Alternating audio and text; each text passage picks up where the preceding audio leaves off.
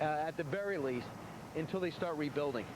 Yeah, Right. it's not just that, but I look at it and I see how the innocence is gone. You know, when I left for work 2 days ago, my little 6-year-old said, what if they bomb, that was the term he used, bomb the Twin Towers again? Mm-hmm. And I explained, well, there are no Twin Towers anymore. Right. But it's gone. When you're talking about terrorism with a 6-year-old, you realize that's been lost. My daughter, Sally, asked me, she said, now, Dad, on 9/11, you're not going to be in a tall building, are you? I said, absolutely not, honey. I'm going to be in a short building on the ground floor. And right there, you're seeing shots right by, I'm sorry, St. Paul's Church, right around the block there. And look at the different countries represented. Not only are they visiting from different countries, so many countries lost their own citizens. And that is the Shanksville shot that you can see of United Airlines Flight 93. Right now, today, on this special edition of our program, we're looking back at how much the world as we know it has changed. Let's go back to Rick Leventhal 1 year ago today.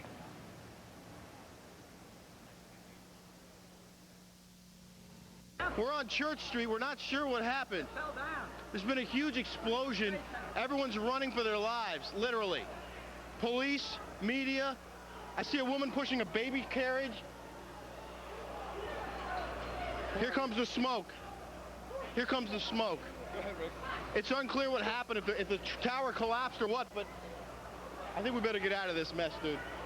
I think we better get out of this.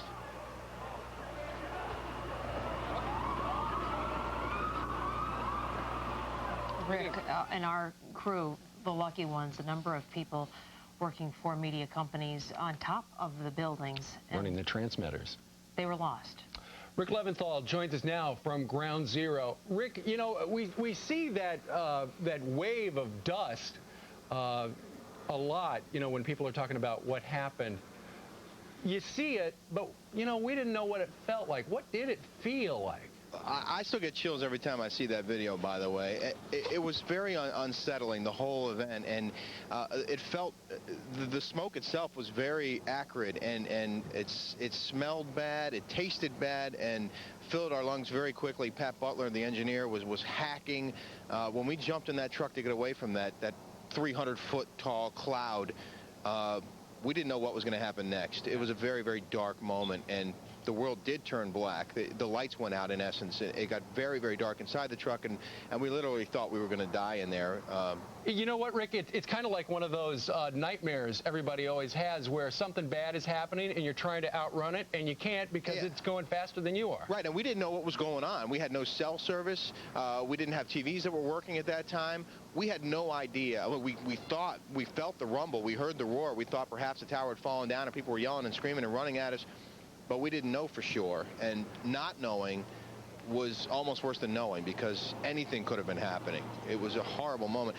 I want to give you guys a look at where we are right now at the World Financial Center, which is right across Ground Zero from where Brian is, and we're basically right up above the pit here. And I want to show you where there are members of the media from around the world here gathered behind me for a good vantage point as the ceremonies get underway. And up on the side of this building, a giant American flag. These buildings, the World Financial Center, were heavily damaged when those towers fell down, and have since been repaired, and many businesses that were forced to leave have since moved back in. And then down in the pit there, if we can come back to this camera, as you've been saying, people are now making their way down in there. A lot of people in uniform, police officers, firefighters. I saw people dressed in military uniforms, and some in plain clothes also now going down into the pit, sort of a staging area down there for the events that will be taking place here shortly. And we can also show you people who are lined up just outside the fence to watch the events as they transpire. And in the center there is a large podium that's been set up where the former Mayor Rudy Giuliani and other dignitaries and members of victims' families will read the names of all of the more than 2,800 people who lost their lives here that day. We'll give you a look down the West Side Highway here, actually up the West Side Highway, where there is heavy security in place and will be more security as this ceremony draws near. There are barricades lining the street and police officers everywhere, and they will basically shut this area down to protect and ensure that this area is safe and secure. And then we'll just give you another vantage point here as we look around Ground Zero, which has been dramatically altered in the last 12 months. And beyond it, big crowds gathering on street corners, almost every corner across on the other side there.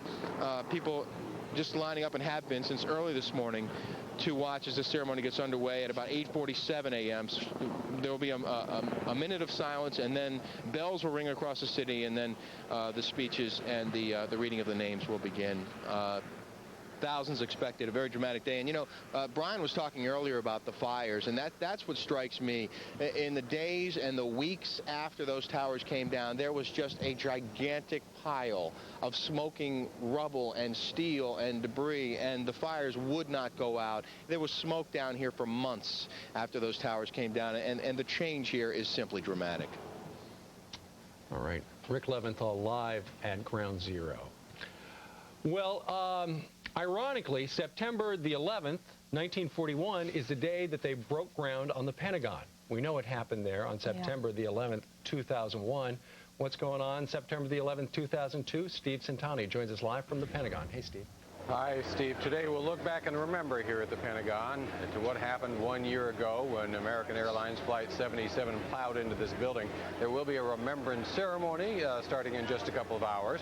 President Bush, as you know, making the rounds of all the places where Americans lost their lives on September 11th.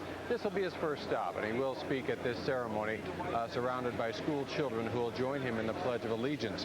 Now, there will be a moment of silence at 9:37 this morning. That's the exact moment a year ago when Flight 77 slammed into this building, killing 125 people who were working inside and 59 others who were passengers and crew aboard that jetliner. About 100 people were seriously injured, many of them still struggling to recover from serious burns and other injuries.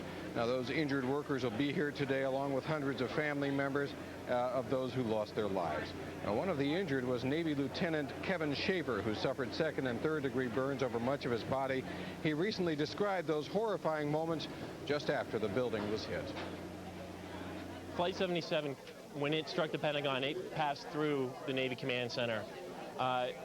What had been a bustling, alive space just seconds beforehand had basically instantly killed everyone around me. And I knew I was on fire, so I had to first extinguish the flames on my body and then find a way to escape.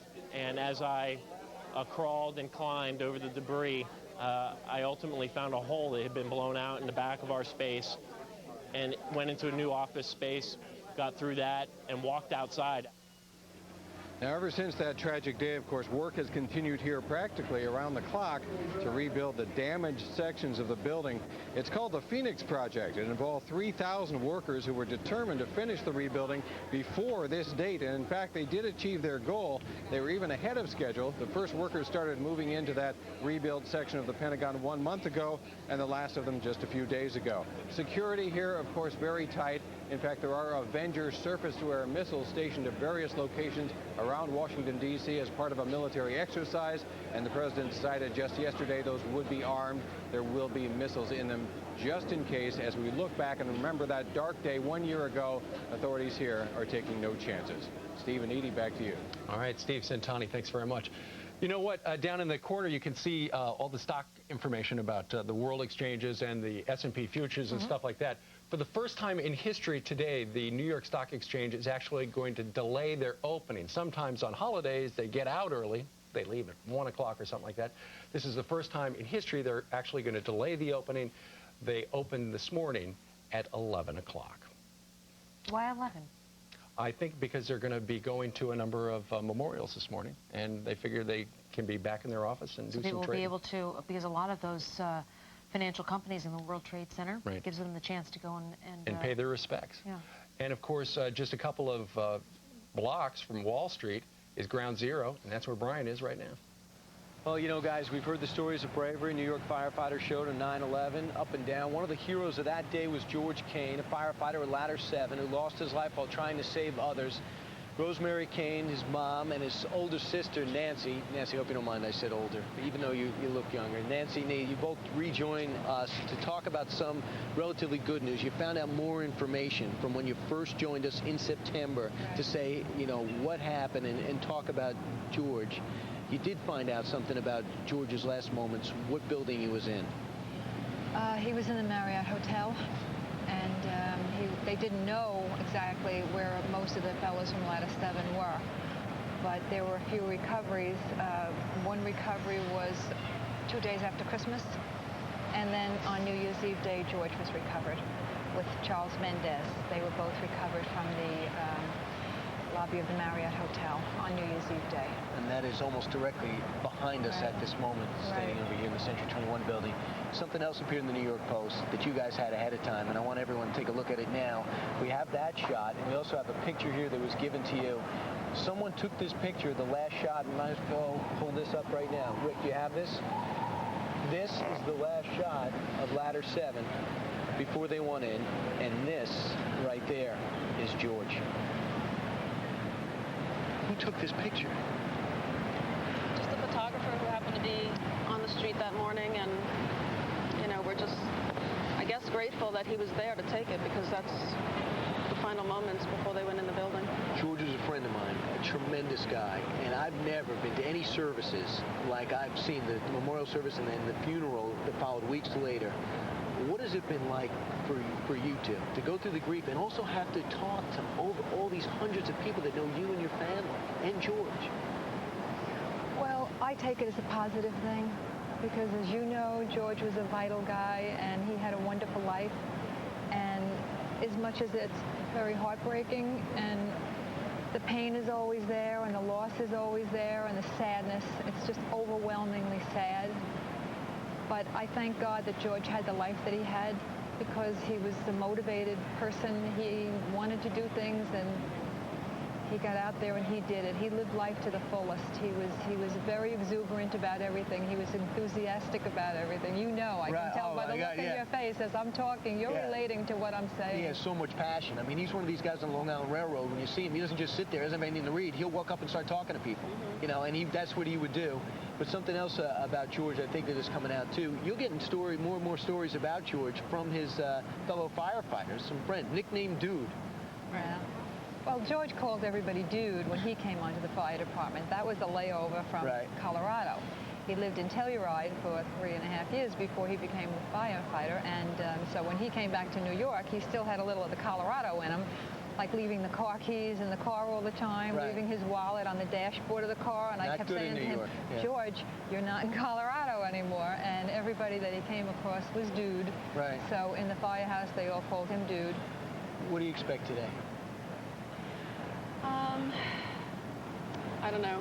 I can't even believe we're here doing this, but I guess we're just going to have each other, as we always do, stick together and just try to get through the day the best we can. And just remember George always. I mean, we remember him every day. Today doesn't mean anything different than any other day. It's not any better. It's not any worse for me. I just feel like every day is just sad, and I just miss him terribly, and I just,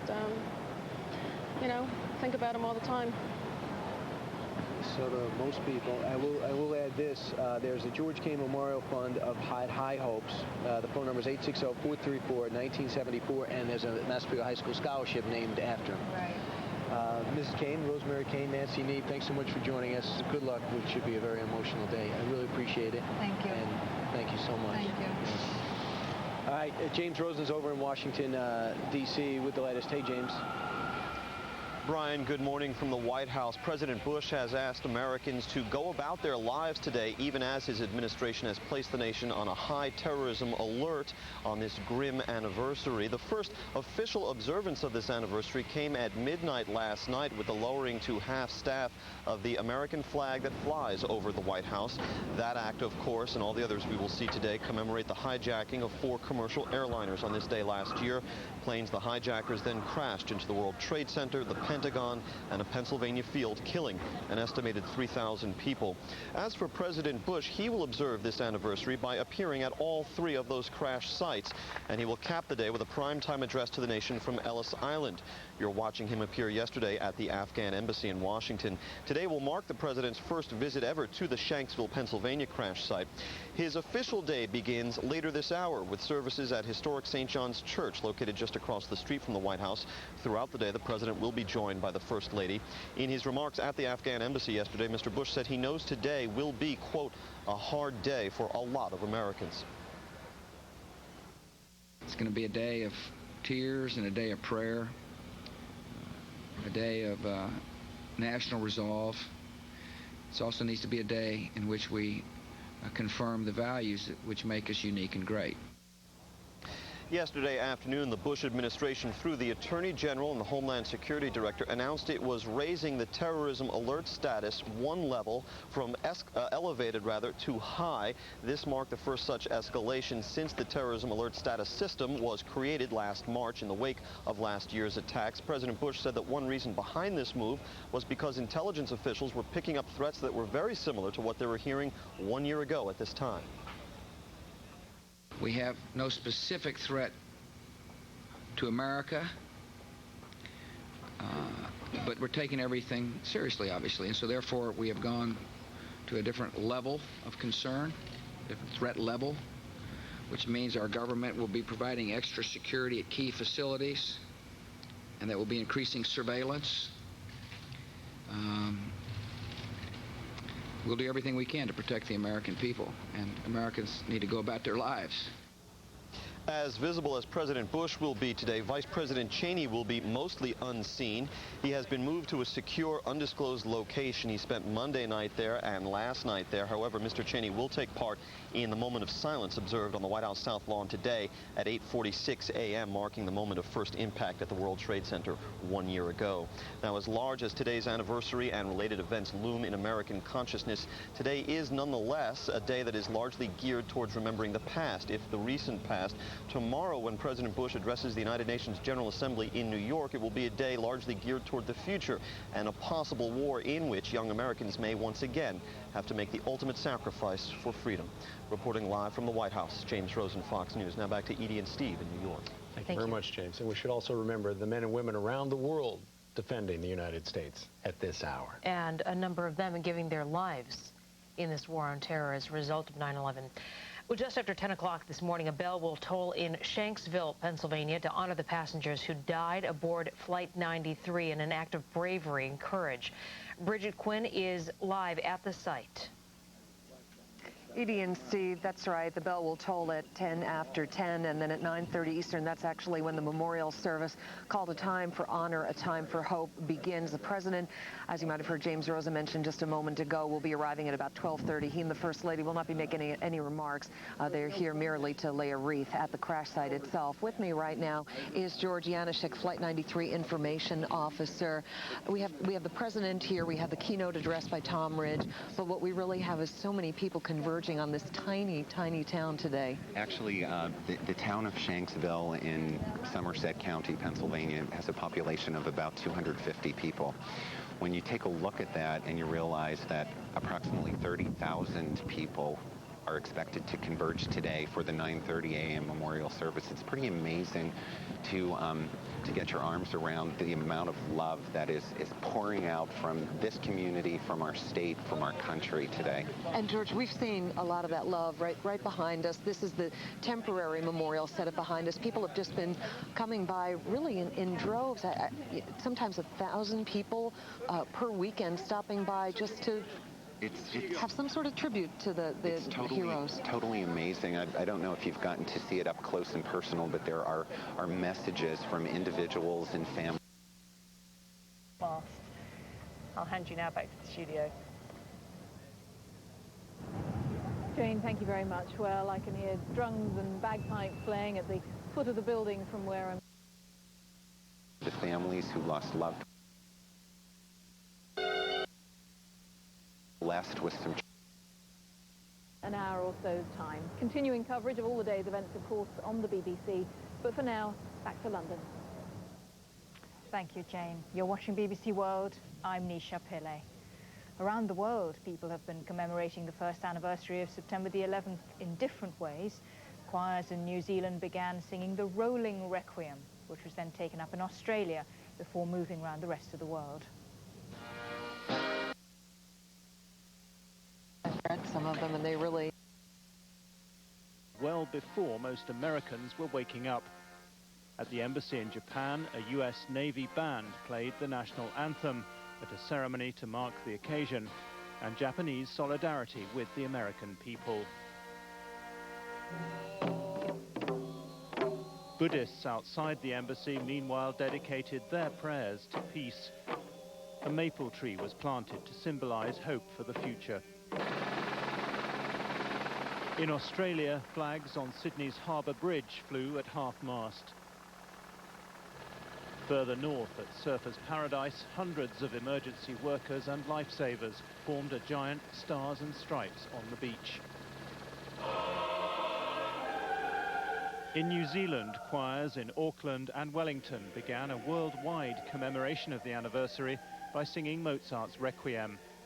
The work will then be taken up by choirs in sequence around the world in what's been called a rolling requiem to last 24 hours. Perhaps the most impressive memorial of all were these twin towers of light in central Paris. The beams projected into the sky outside the City Hall are the city's own symbol of hope and solidarity with the people of New York. Jim Fish, BBC News. There's been at least one violent incident at a US base in Afghanistan and reports of another. A US military spokesperson said that at least one Afghan national had directed small arms fire at the US base at Bagram near Kabul, and there have been reports of a rocket attack at a base used by US Special Forces at Khost in the southeast of the country. The attack on Bagram Air Base took place a little before a memorial service for the victims of September 11th was due to begin. US soldiers at the base had already raised and saluted the US flag at sunrise. And we're looking forward to hearing your views on the September 11th anniversary by joining our discussion on a range of topics broadcast live on BBC World and streamed on BBC Online all day. You can phone us on your international code, followed by country code 44, then 2087495353. Call that number or text message us on 44, then 7736100100, or email us at september11@bbc.co.uk. We'll call you right back. Some other news in brief now, and in Indian-controlled Kashmir, police say suspected Islamic militants have shot dead a state minister at a rally ahead of next week's state elections. Police said Jammu and Kashmir State Law Minister Mushtaq Ahmed Lone and at least 4 supporters were killed in Kupwara district north of Srinagar. In a separate incident, police say 7 people were shot dead at a bus stand in the Poonch district in the south of the state. Police in Pakistan have killed 2 people and arrested at least 5 others during a siege on a building in the southern city of Karachi. Intelligence agents began the operation but had to call in reinforcements after they came under attack. Pakistani police then surrounded the building. A gun battle continued for several hours before the gunmen inside surrendered. A young child was also killed in the shootout and 6 policemen were wounded. Pakistani officials say they don't know who the gunmen are or what they were seeking. Back to India, and the death toll from Tuesday's express train crash has risen to 88. A special train was laid on to take injured survivors from the crash site in Bihar state to Delhi. Relatives and media crowded the station for the train's arrival. Officials say the death toll is expected to rise further. Huge crowds at the site are hindering work as relatives search for survivors. The Palestinian leader Yasser Arafat has issued a decree setting presidential and legislative elections for January the 20th. He's facing the threat of a no-confidence motion in his cabinet by Palestinian legislators. In the Gaza Strip, Israeli troops have moved into 2 Palestinian towns. The Israeli forces, which included more than 20 tanks and bulldozers, took control of the town of Beit Lahia and part of Beit Hanun. There was some gunfire, but no casualties were reported. 15 North Koreans who sought refuge in the German embassy school in the Chinese capital, Beijing, more than a week ago, have been allowed to leave China. A German embassy spokesman said the group had left the school and flown out of the country, but didn't comment on the route they were following. Another group of 21 North Koreans are sheltering in the South Korean consulate in Beijing. The main news again before I go. Commemorations are underway in the US as the hour approaches exactly a year ago when 2 hijacked US planes crashed into the Twin Towers of the World Trade Center in New York. Teams of firefighters and police, accompanied by bagpipers, are marching in procession to Ground Zero. You're watching BBC World.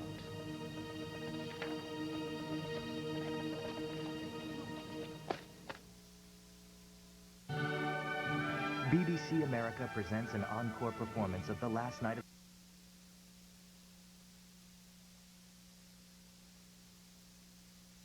and the BBC Symphony Orchestra created a night of beauty, passion, and heart-driven music. Join BBC America as we broadcast this special tribute. Last Night of the Proms, tonight, 8 Eastern, 5 Pacific, only on BBC America. This is BBC America.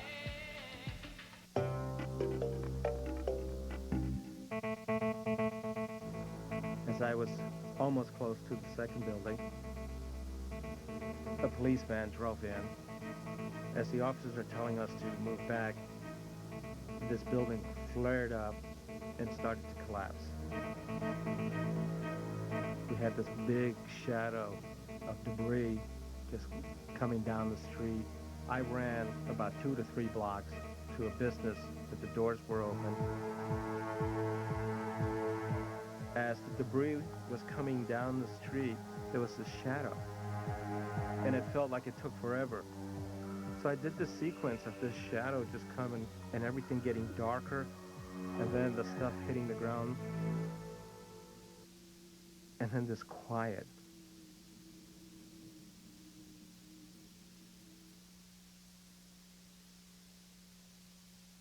Hi, I'd like to volunteer for something in legal aid. I was an assistant district attorney in New York City. I successfully prosecuted everything from extortion to murder. That was a TV show. You weren't really an assistant district attorney. I guess this isn't really a badge. That's a Screen Actors Guild card. I can spell habeas corpus. H-A-B. When you help your neighbors, you help your nation. Everyone can do something. Visit us at usafreedomcorps.gov.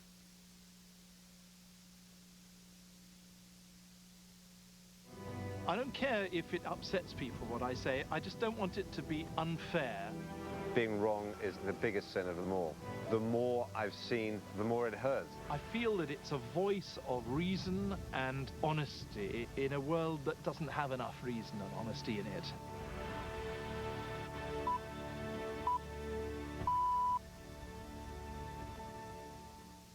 I am American. I am an American. I'm an American. I am American. I am America. I'm an American. I am American. I am an American.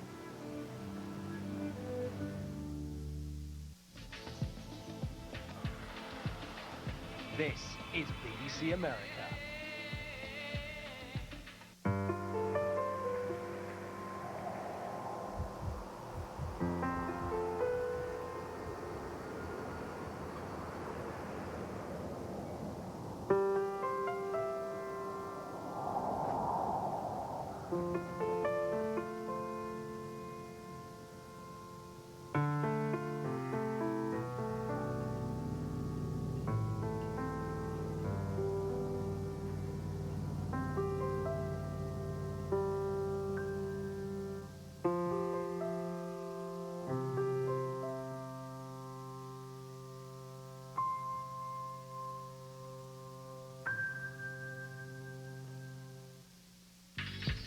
You're watching BBC America.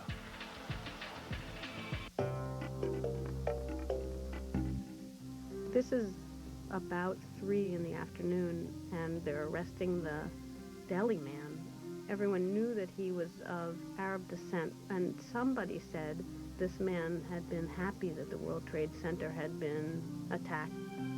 It was very, whisper, whisper, but somebody went to the 6th precinct and reported him, and they responded instantly by arresting him, and right in front of the kids. People were very upset that somebody had been arrested just on hearsay instantly like that. seemed to me to be, if you were of Arab descent, you were in trouble. It absolutely reflected the first reaction of everybody, which was just get out there and try and find out who did it and arrest them.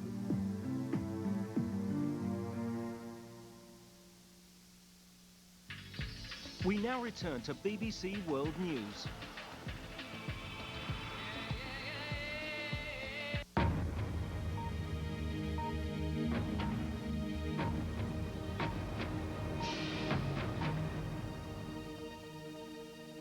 Welcome from me, Nick Gowing. There are a multitude of views of what happened exactly a year ago today, the root causes, why it all took place. In 4 interactive programs over the next 9 hours, what we want to do is give you the chance to give us your view from wherever you are in the world about what is happening and what has happened.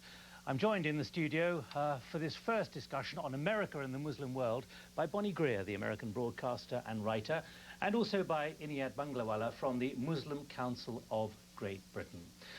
And you can contact us at any time, as many of you already have done, on 44208749 5353. That's the telephone number. And we'll call you straight back. There it is. On text, we'll have 447736 100 100. Please include your name, though. And on email, September the 11th, all one word, September11 @bbc.co.uk. And we're being broadcast on BBC World and BBC Online. The address there is bbc.co.uk/September11. Well, let's now get the first call, which is coming from Chittagong, Bangladesh. Masood Mahmood. Go ahead, Mr. Mahmood. Hello. Yes, tell us what's your view about America and the Muslim world. Yes, I think America is doing a great mistake by dragging the whole Islamic world into confrontation with the states, you see.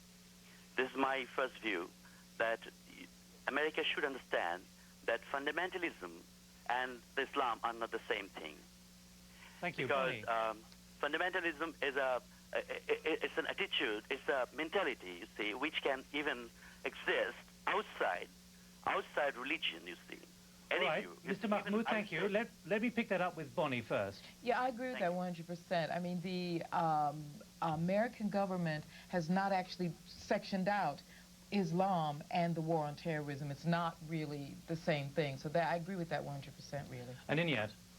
I think it is important we don't get into some sort of clash of civilization scenario where the Islamic world is facing the West. I think the phenomenon of terrorism must be dealt with by all of us. Muslims and non-Muslims have to deal with it because terrorism is an enemy to all of us.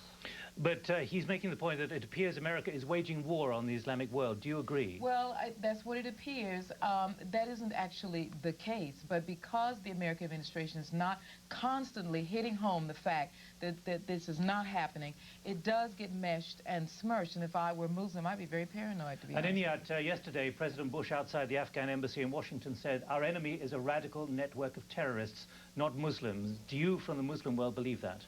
I'd like to believe that. I wish this was a war against terror. For this to happen, of course, though, we would also have to fight all forms of terror, whether it is terrorism against America or terrorism in the West Bank. Well, let's pick up on those points because Mohammed Kamran from Pakistan has emailed us, why do America and its allies think Muslims are their enemies? They don't bomb Israel or India when they violate UN resolutions, but they do bomb Afghanistan, Iraq and Sudan because they are Muslim countries. You're nodding, Inayat. Yes, I think many Muslims share this perception that perhaps the United States' foreign policy isn't as balanced as it could be. And certainly the bias towards Israel is very evident, and it is felt widely throughout the Muslim world.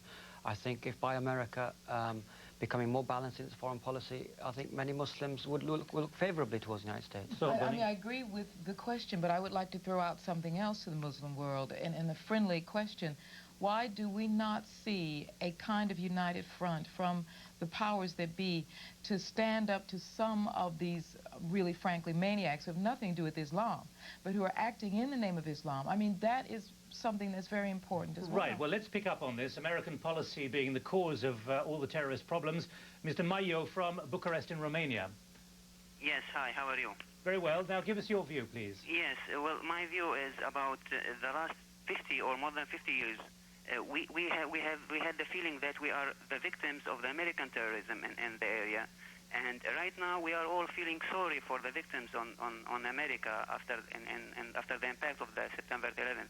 But we now see it in a different way, much more stronger, that the Americans are waging this war just not for political reasons in the area, supporting Israel, starting the new war against Iraq. This all will lead the Arabs and the Muslims to believe much more stronger that the Americans are leading the terrorism. Right, Mr. Mayo. We understand the sorrow of the Americans, but why they do not understand us? Okay, do you understand what he's saying, Bonnie, as an yes, American? absolutely, and I think it's very important that we must do this. We must separate the American people from the American administration. There's a great deal of dissent in America right now about what's going on. There are peace movements, there's all kinds of things going on, and we need to get together to understand that this American administration is very different from a lot of the way the American people feel. Certainly, I think if the American people do speak out, I think their voice must be heard. I think people do recognize now that this administration is engaged in actions which will are only likely to augment tensions and increase ill feeling amongst peoples. And I think that is a big worry all of us have. Well, we've had many emails, many contacts over recent days. Let's now go to Egypt.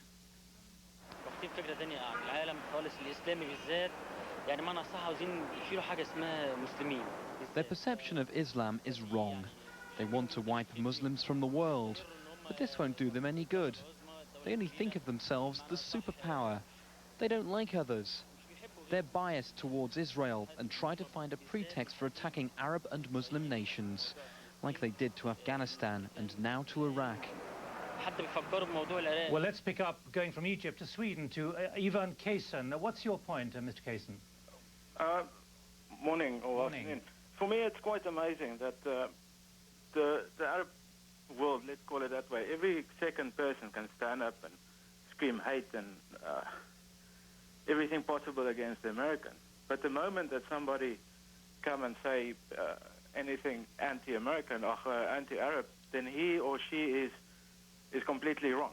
The only right people in the world at this stage is the Arabs. The only victims in this stage is the Arabs.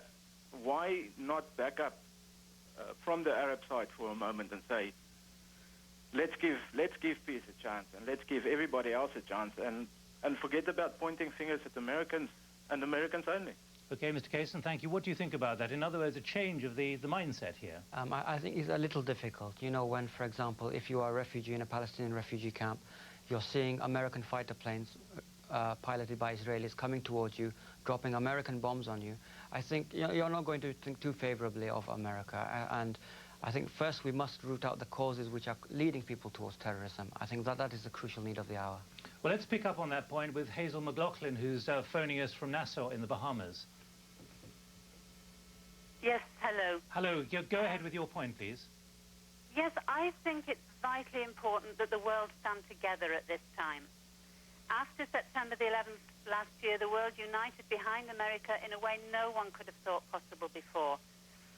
If President Bush takes a unilateral stand against Saddam Hussein, as he's threatening, then that goodwill goes out of the window. And we'll soon find out if Saddam has weapons of mass destruction, if he's given a chance to use them. I think the West needs to work together with the Muslim world to find an answer to problems like Saddam Hussein, because there will be more. And if that process can bring the Muslim world and the Western world to a better understanding of each other, then some good will have come eventually out of the terrible tragedy of September 11th. Hazel, thank you. Bonnie, what about that? The West working much more closely, more sympathetically with the Muslim world. Is there that mentality at the moment? Well, there was at the beginning, and then it lost focus. I think former President Clinton has talked about the focus that's being lost. And at the beginning, we were after specific people doing something quite specific. The president stood with Muslim leaders in America and said, as he said yesterday, this is not a war against Islam. But somehow this gets messed. We can't see that, and it gets out of focus, the things that are happening in Palestine, Israel, and so forth. We need to go back to what this caller said, stand together to fight terrorism. It does not have a religious face. Islam is being used as a cover for these people to do what they want to do. That's what I believe. Bonnie, let me give you an email from Miranda in Saudi Arabia, who's 13-year-old. She comes, we don't know where she's from, but she thinks about September the 11th that when I first saw it, I felt sad for the innocent people who died. But then I remembered what Israel is doing to the Palestinians and that America is helping Israel. Inia, just picking up on that earlier point about the West working much more closely, more sympathetic with the Muslim world, is that happening or really is a schism widening? I think Bonnie was correct. I think after September 11th, in the immediate aftermath, we did feel that perhaps there was a chance here for the West and the Muslim world to come closer together, but I think the gulf has widened since then. All right, let's go to Haifa in Israel, to Dado Weinstein. Dado Weinstein, what's your point? Oh, hello? Yes, indeed. Go ahead, please, Yes, Dado. okay. First of all, let me tell you that I am not a supporter of Mr. Bush policies all around the world. I am a supporter of the peace process all over the world. And what's your point about Yes, however, I would like to ask this gentleman and lady, why are Muslims slaughtering other Muslims in Algeria? Why are they slaughtering people, Christians in Southeast Asia, in India, and why are they slaughtering people in New York? It's a precise question. Please give me a precise answer. Thank you very much. Would you have a precise answer, Yes. Inia? I mean, look, Muslims number over 1,200 million in the world. There are bound to be criminals amongst them, just as we have criminals amongst Christians. In Northern Ireland, we have a long-standing problem where Christians are killing fellow Christians, but we don't blame Christianity. So I think the analysis there was a little crude and doesn't understand the complex realities. Well, can I just pick up on that point, because Kenchan Barbary from Frankfurt in Germany wants to pick up on that point. Kenchan Barbary, about the root cause of these young Islamic people. Yeah, thank you. I think it reminds me of a quote which says, you only really win a war once you have made rid of the very factors that led to it. Now, somehow it seems that we are always talking about post-September 11th or pre-September 11th. It doesn't seem to go that the cause of September 11th itself goes much further behind. And if we pick up from that, can we really understand why a president of the United States with a knee-jerk reaction policies which keeps pushing any reasonable thoughts out of the window, and Tony Blair, who's supposed to be a fairly, modern, liberal prime minister, happens to be following in his path. Well, let's pick up on that point, and let me just read you an email to make the point as well. Mohammed Muntari from Accra in Ghana. September the 11th showing that some Muslims don't know what Islam is about, especially those who applauded these attacks. Such Arabs must cease quoting from the Holy Quran to support their political agenda. But Bonnie, what about this issue that actually most Americans don't understand, the central issue here? Well, this is the unspoken fact about this war on terror. This has to do with race as well. This has to do with color of skin. And I'm afraid that a lot of that is what it's about.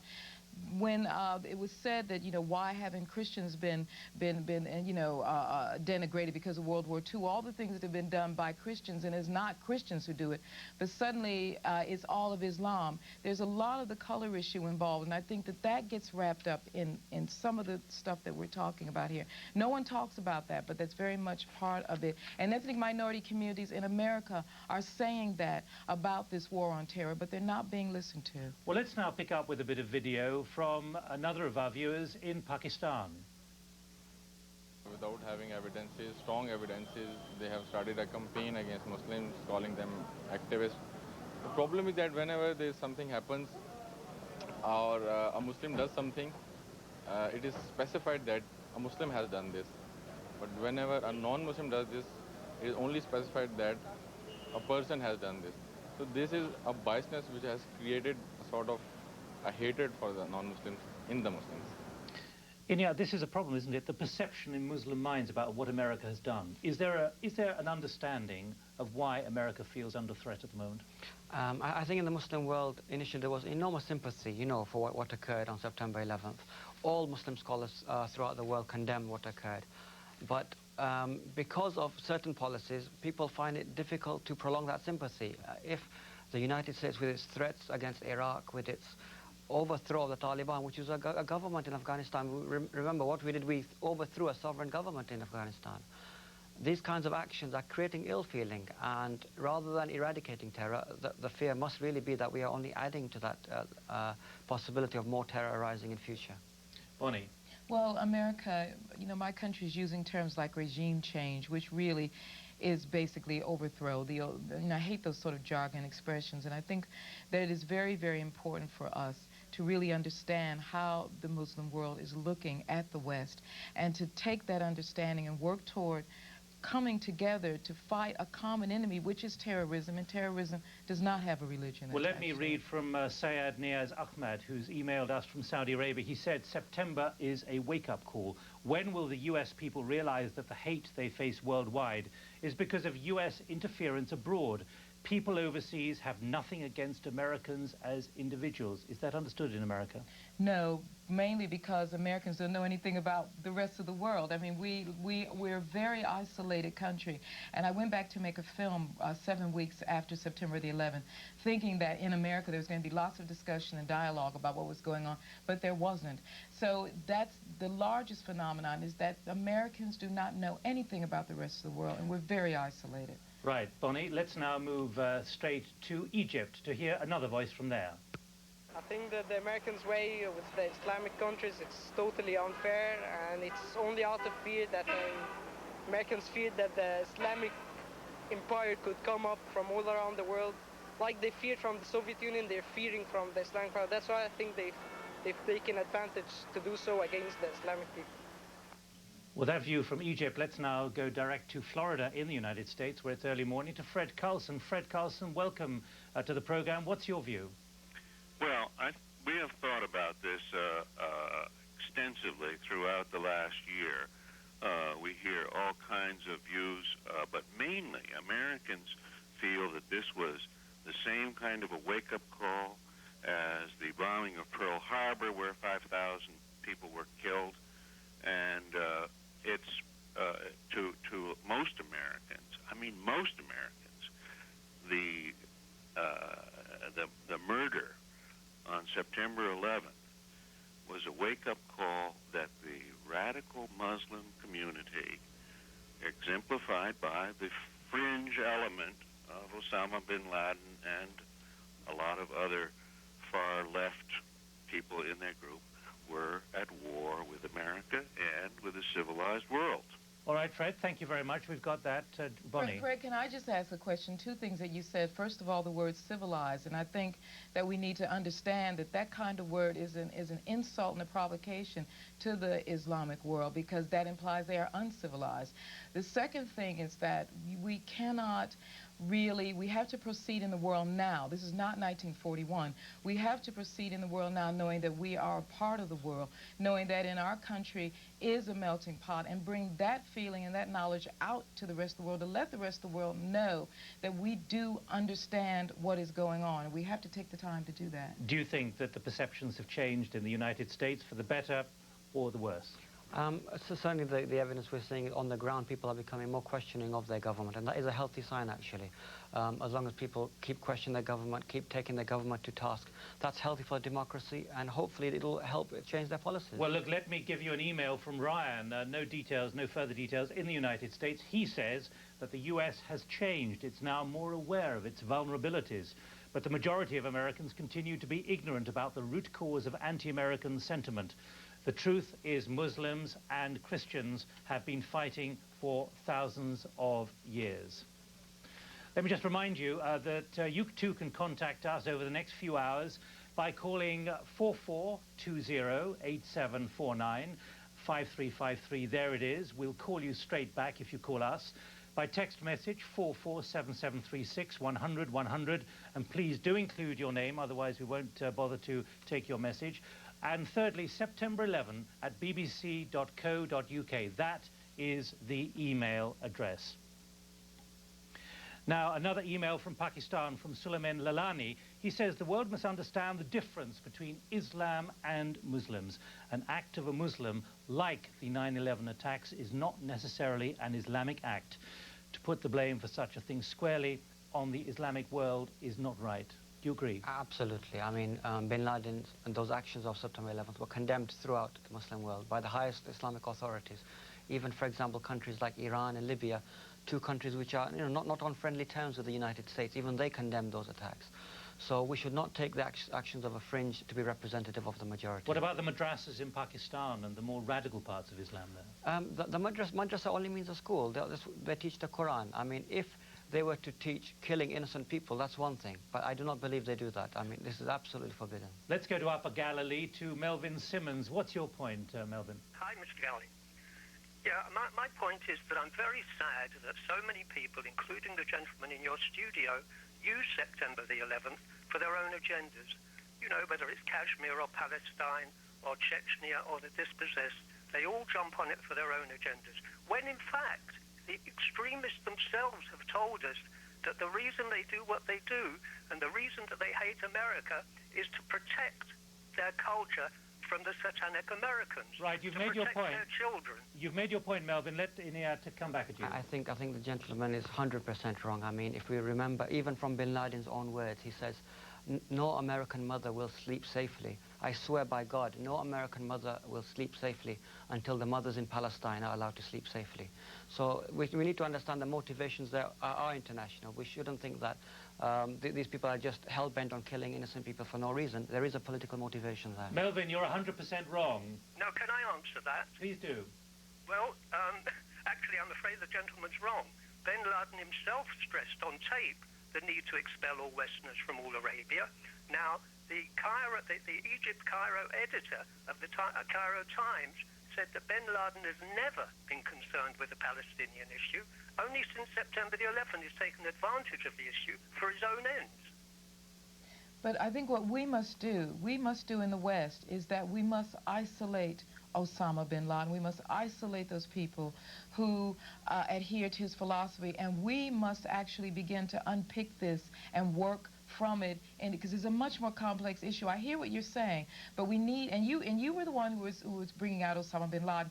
That is an enemy. It is not Islam. It is not the Muslim world. And the more we glorify him, the more he is able to talk to disaffected youths and complicate the issue in that sense. Well, let's go to Gujarat in India, to Viral Vyas. Viral Vyas, what's your point? What I believe is there should not be war between America and Afghanistan.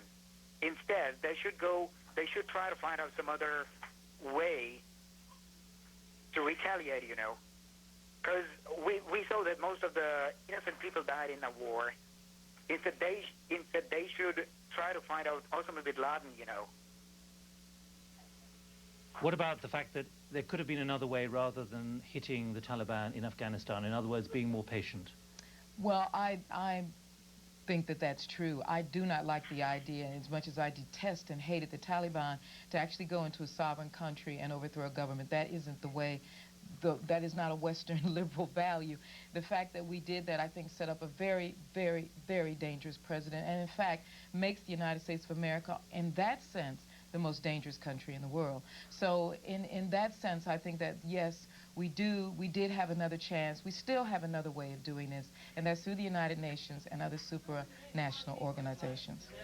Now, let's look at emails. It's silly to argue that the world's poor and oppressed Muslims must resort to such desperate measures as 9/11. That's from Richard Snyder in Los Angeles in California. The desperate measures as 9/11 to be heard by the rich U.S. Middle-class Saudis committed these murders. He says they had many other ways to express themselves peacefully, but they chose violence. I mean, the Middle East, there's not much democracy in the Middle East. I think people looking from America sometimes forget that the rest of the world is not like them.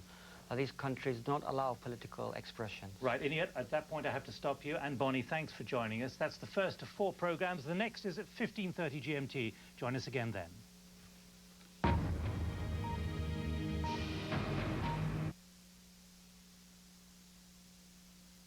I don't know a single journalist worth their salt who hasn't been upset by violence. We're just not in the business of throwing nastiness in the faces of people merely for impact. Wars are seedy, dirty, nasty things, but they have to be covered as much as anything else does. There's always somebody who makes you realize that whatever problems that we've got personally, their problems are much worse and they're getting over them. I'm amazed by the amount of good human nature that exists in dreadful circumstances.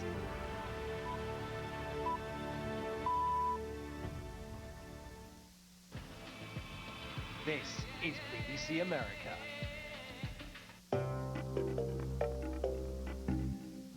This is about 3 in the afternoon, and they're arresting the deli man.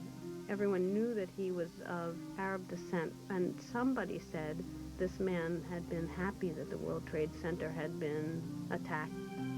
It was very, whisper, whisper, but somebody went to the 6th precinct and reported him, and they responded instantly by arresting him, and right in front of the kids. People were very upset that somebody had been arrested just on hearsay instantly like that. Seemed to me to be, if you were of Arab descent, you were in trouble. It absolutely reflected the first reaction of everybody, which was just get out there and try and find out who did it and arrest them.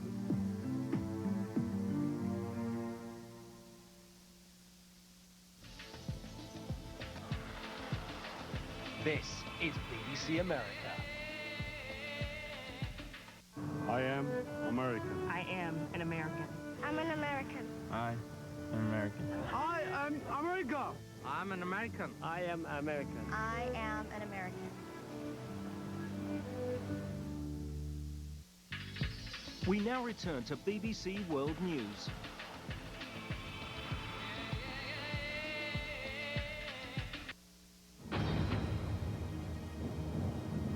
This is Ground Zero in New York City. 1 year ago at this time, the Twin Towers stood here, proud symbols of the city. No one was aware of the impending catastrophe which was to shock the nation and the world. People are gathering here in their hundreds and thousands to mourn and to remember those who died. Solemn pipe bands have arrived from the city's 5 districts for the start of this ceremony. And meanwhile, in Washington, President George W. Bush has just left the White House to attend a church service in the nation's capital.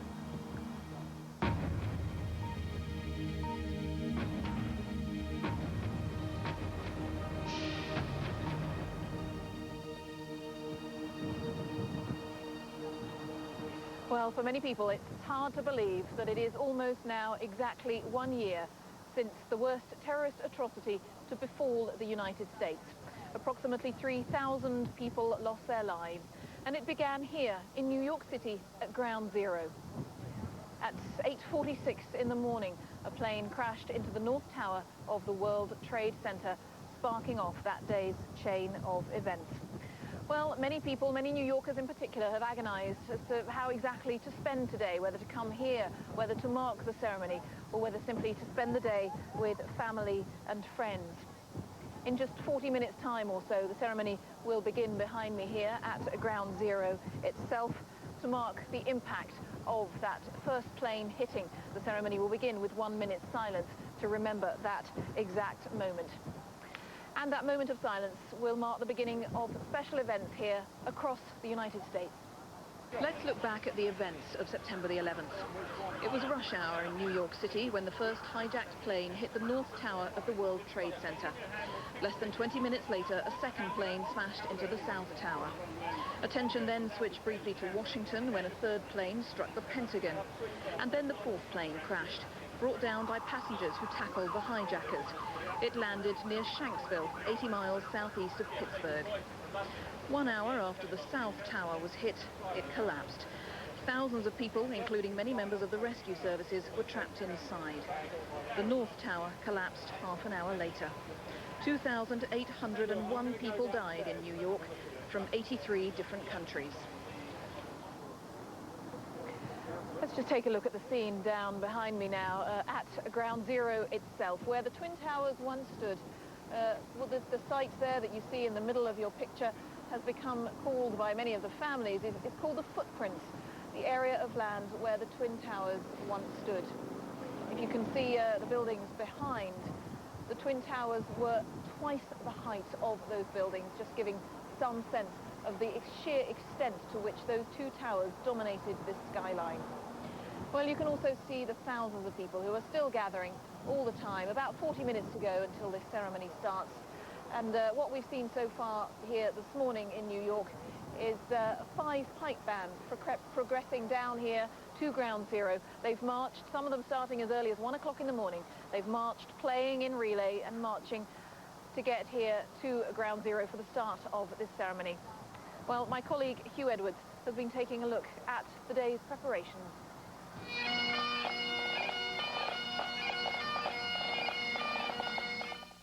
Across America, communities have been preparing to face this day. For many, 12 troubled months have somehow just disappeared. But for others, it's been the longest year of their lives. And today, many are facing a painful journey. There's a lot of emotion. A lot of people don't know how they're going to handle the day. It has a lot of pressure, a lot of tears. They're hoping to get through it with dignity and with pride so that the memories of those who were lost is seen in a positive light. This day of remembrance began in the dark long before dawn. Away from the bagpipes and drums, there were silent vigils across New York's boroughs before people set off for the events at Ground Zero, still trying to come to terms with what happened last year. A lot of sadness, a lot of grief. Still, I think a feeling that it shouldn't have happened. Just trying to cope with the unbelievable unrealness of the whole event. The passage of 12 months has in no way diluted the power of these images.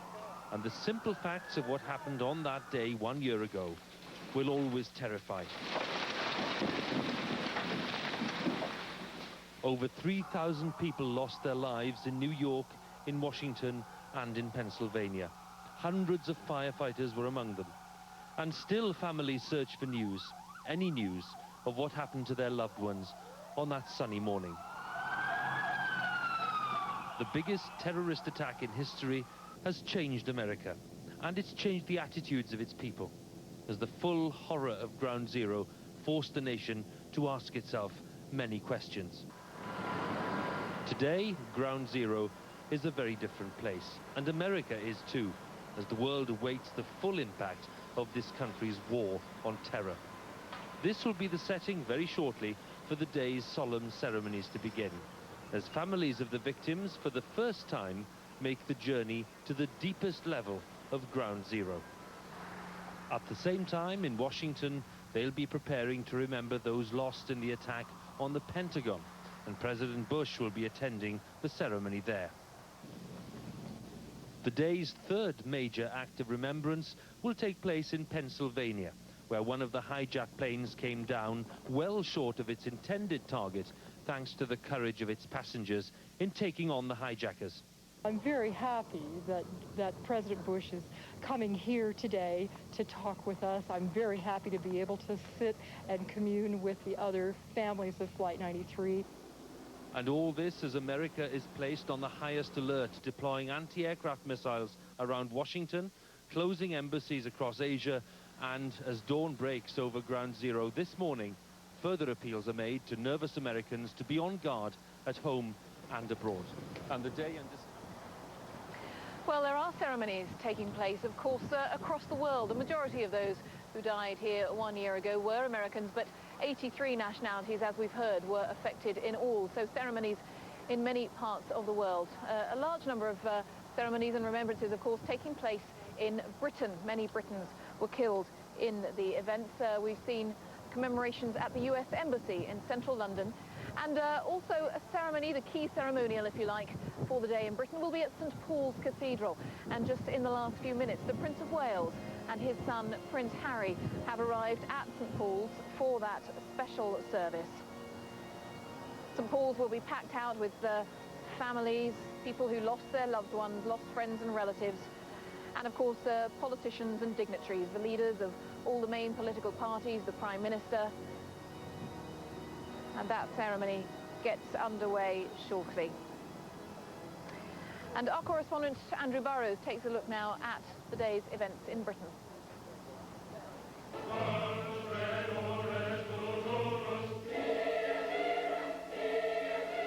The Cross Hills Choir of Keighley, West Yorkshire, Britain's voice in a round-the-world requiem honouring the dead of 9/11. Mozart resounding through 25 countries in a chorus that began in New Zealand at dawn their time and will echo through 20 time zones. Along with the sorrow, tight security around St. Paul's Cathedral for a memorial service intended to help the bereaved and shocked move forward with their lives.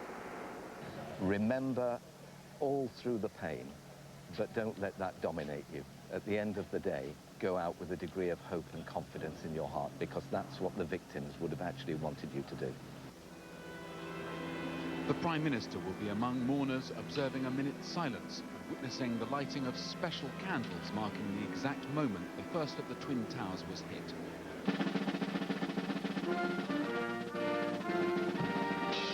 There were airport-style security checks for a memorial ceremony at the American Embassy in central London in honour of the victims. A member of the New York Police Department presented the Home Secretary with a tattered Union Jack found amid the rubble of the World Trade Center. We owe it to those who died to make a better world, as we've tried already to do in freeing Afghanistan.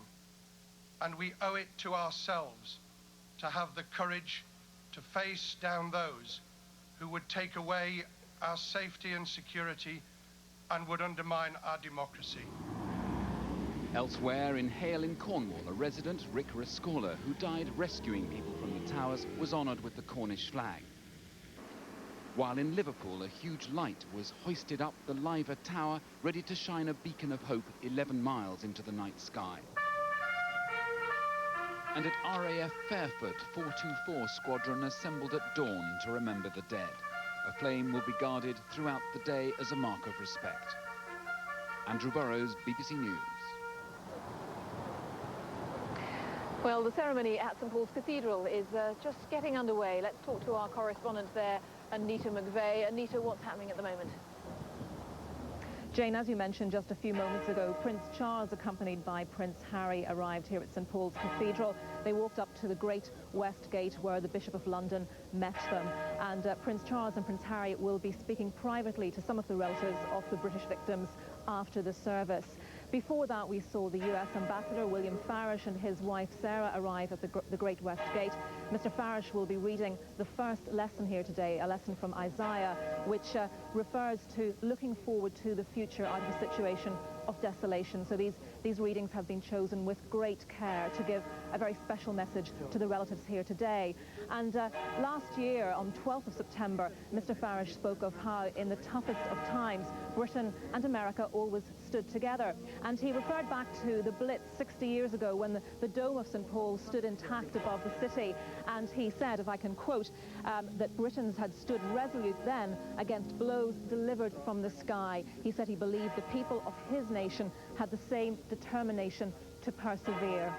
Now, earlier we saw some of the other principal guests arrive.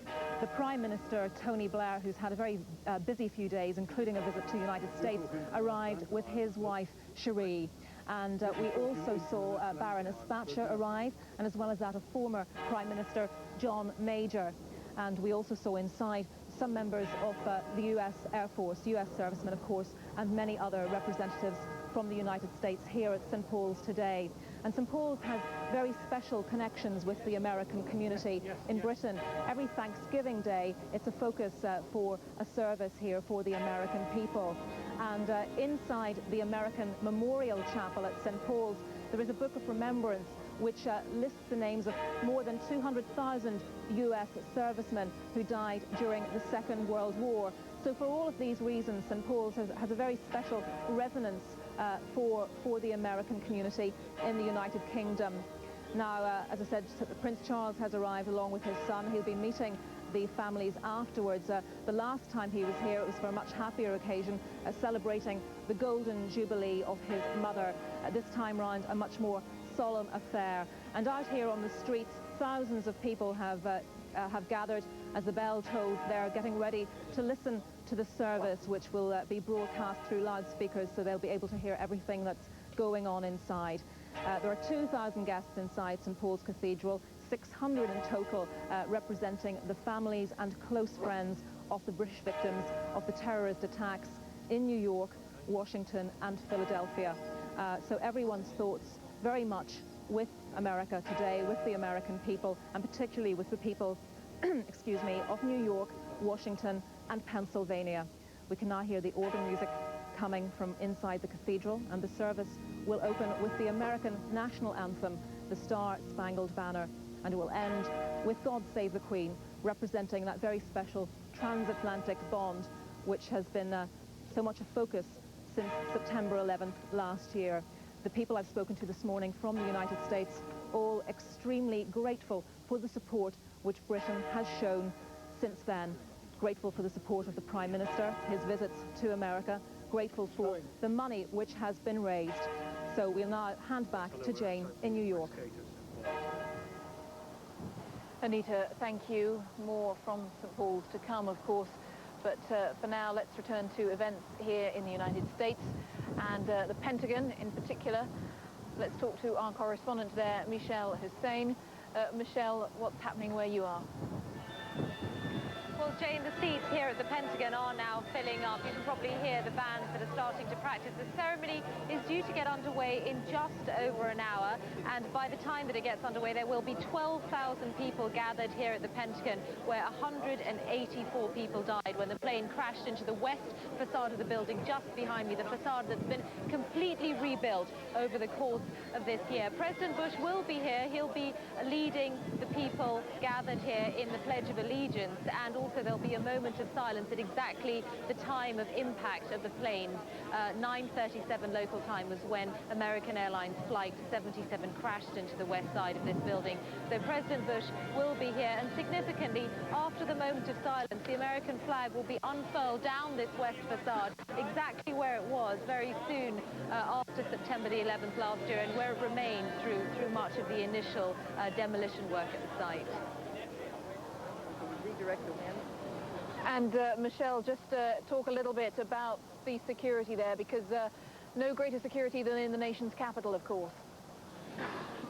Absolutely, and despite all the expectations of the high level of security, I think the way that it's been stepped up in the last 24 hours would surprise many people, even here in the capital. Just to give you an idea of what it's been like here at the Pentagon, people have been arriving here for several hours just to be able to get through the metal detectors, the screening of all bags. There have been long lines outside the building, and bear in mind that this is a ceremony that was for invited guests only, many of them VIPs. So that gives you an idea of the kind of security they've been through. And right across the rest of the city, particularly around the monuments, there's a very strong police presence. And then around the perimeter of the city, we know that anti-aircraft missile batteries have been deployed, pointing up at the skies to guard against any possible activity. And we do have the fighter patrols resuming over the skies of Washington and indeed New York, the patrols that we saw in the immediate aftermath of September the 11th, but had since been scaled down. Those have been resumed. So overall, in every sense, a very, very high level of alert around the capital. Michelle Hussein at the Pentagon, thanks very much indeed for now. Well, today is, of course, very much a day about families. It's about helping those who lost friends, relatives, loved ones in that attack 1 year ago. We can talk now. Here at Ground Zero with me is Patricia Perry, who lost her son in the Twin Towers. Patricia, thanks so much for being with us here on BBC News. What are your thoughts as we are just half an hour away from the ceremony at Ground Zero? Probably a little bit of relief, because it's been a very intense year, and hopefully it will subside a little bit. Are you hoping that there is a degree, this word has been used too much over the recent weeks, but there will be a degree of closure, that this is for you? My thoughts about my son are that I think about him every day in the way he was during life.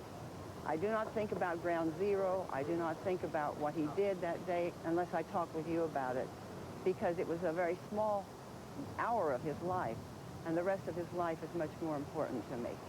Have you come down to ground zero since that date? I have, yes, I came down, but not since November. And what impact has the last year had on your wider family? Do you feel that you've had support? I've heard so much from relatives in recent days about the community spirit that seems to have been fostered. All of us have been very fortunate because the entire United States and around the world has responded to this tragedy. And I think it's probably because millions of people have visited the Twin Towers, and they can think, I could have been there that morning, I've been there before, and they feel like, you know, it really was a personal event to them, much more than if a bomb goes into the, I mean, the plane that goes into the Pentagon doesn't touch us as much because we haven't been to the Pentagon and looked over the city. So I think that we've been very fortunate in having a large response from all over, and support, empathy, concern, cards, notes, letters, gifts, and it has helped a great deal to know that people care. And as we reflect in the next half an hour, as we certainly will as the ceremony gets underway here at Ground Zero, can New York, can America look to the future? Can it see a brighter future, do you think? Oh, absolutely. Absolutely. And we will all have a brighter future. And we will remember this, and we may change the way we do some things, and we need to evaluate the way we have considered the rest of the world. That's my personal opinion, that, you know, we have sometimes been very selfish in thinking of the United States as the only country in the world, and we haven't considered that there are maybe very evil people out there, but they're also very smart and they can do great damage, and we need to be more sensitive to what goes on in the rest of the world and let other people know we care about them as well as they're caring about us. And I know my son was influenced by many, many people. I can go off for a tangent because I know your audience you have. One of the many people who influenced my son and all the things he did in life was a woman from England who is well known in the peace community, Pat Aerosmith, whom you may know. Patricia Ferry, we wish you well for today. Thanks so much for joining us here on the BBC. Thank you. Well, the fourth of the planes that crashed, of course, landed in rural Pennsylvania, just outside the town of Shanksville. Let's go there to take a look at the commemorations. Our correspondent Jackie Rowland is there. Jackie, a ceremony where you are unlike all the others. Yes, the ceremony here in many ways will be smaller than some of the ceremonies that we're expecting at the Pentagon and at the Ground Zero. The reason being, of course, that although there was the horrific crash when UAL Flight 93 crashed into a field just behind me, just beyond the rim of those trees over there, but the death toll compared to the vast numbers of people who were killed at the Twin Towers and at the Pentagon was smaller. For that reason, it's mainly expecting to focus on the families of the 40 people, the passengers and the crew who were killed, although we are also expecting thousands of well-wishers, particularly local people. Local people have been very involved ever since the plane crashed a year ago today. They feel very much that they are moral custodians of the site, and they feel the need to protect and preserve the site where the plane crashed on behalf of the families and the memory of the victims.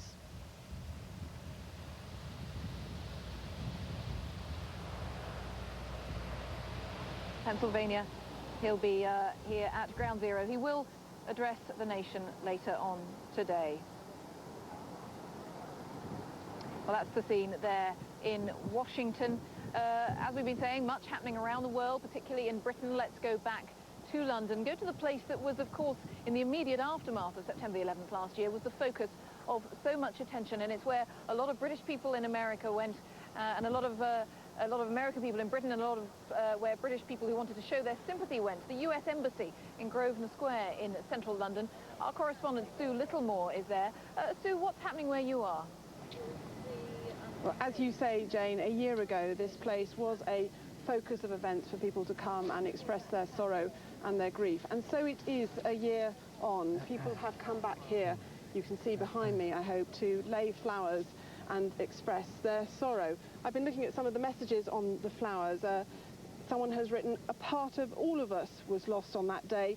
There are still no words." And against a wreath of red, white and blue flowers, someone has written, "These colours don't run." The feeling seems to be as poignant as ever. Earlier here there was a ceremony of commemoration, and Keelan McCamey from the US Air Force Band was there and playing the UK and the US national anthems. Keelan, just tell me where you were on this day a year ago. A year ago, I was in the Air Force News Agency building on Ramstein Air Base in Kaiserslautern, Germany. I had entered the building after the first plane had already struck. I saw the second plane hit. I was there with my commanding officer at the time, and we watched the second plane hit, and we also watched the Pentagon in flames after it was hit. Are your feelings about that as strong, the same as they were today? I think some of the feelings are as strong, but I think that the resolve and the determination to prevail and move on is stronger now than it was a year ago today, definitely. Tell me a little bit more about that. You feel that it is important for your country to move on?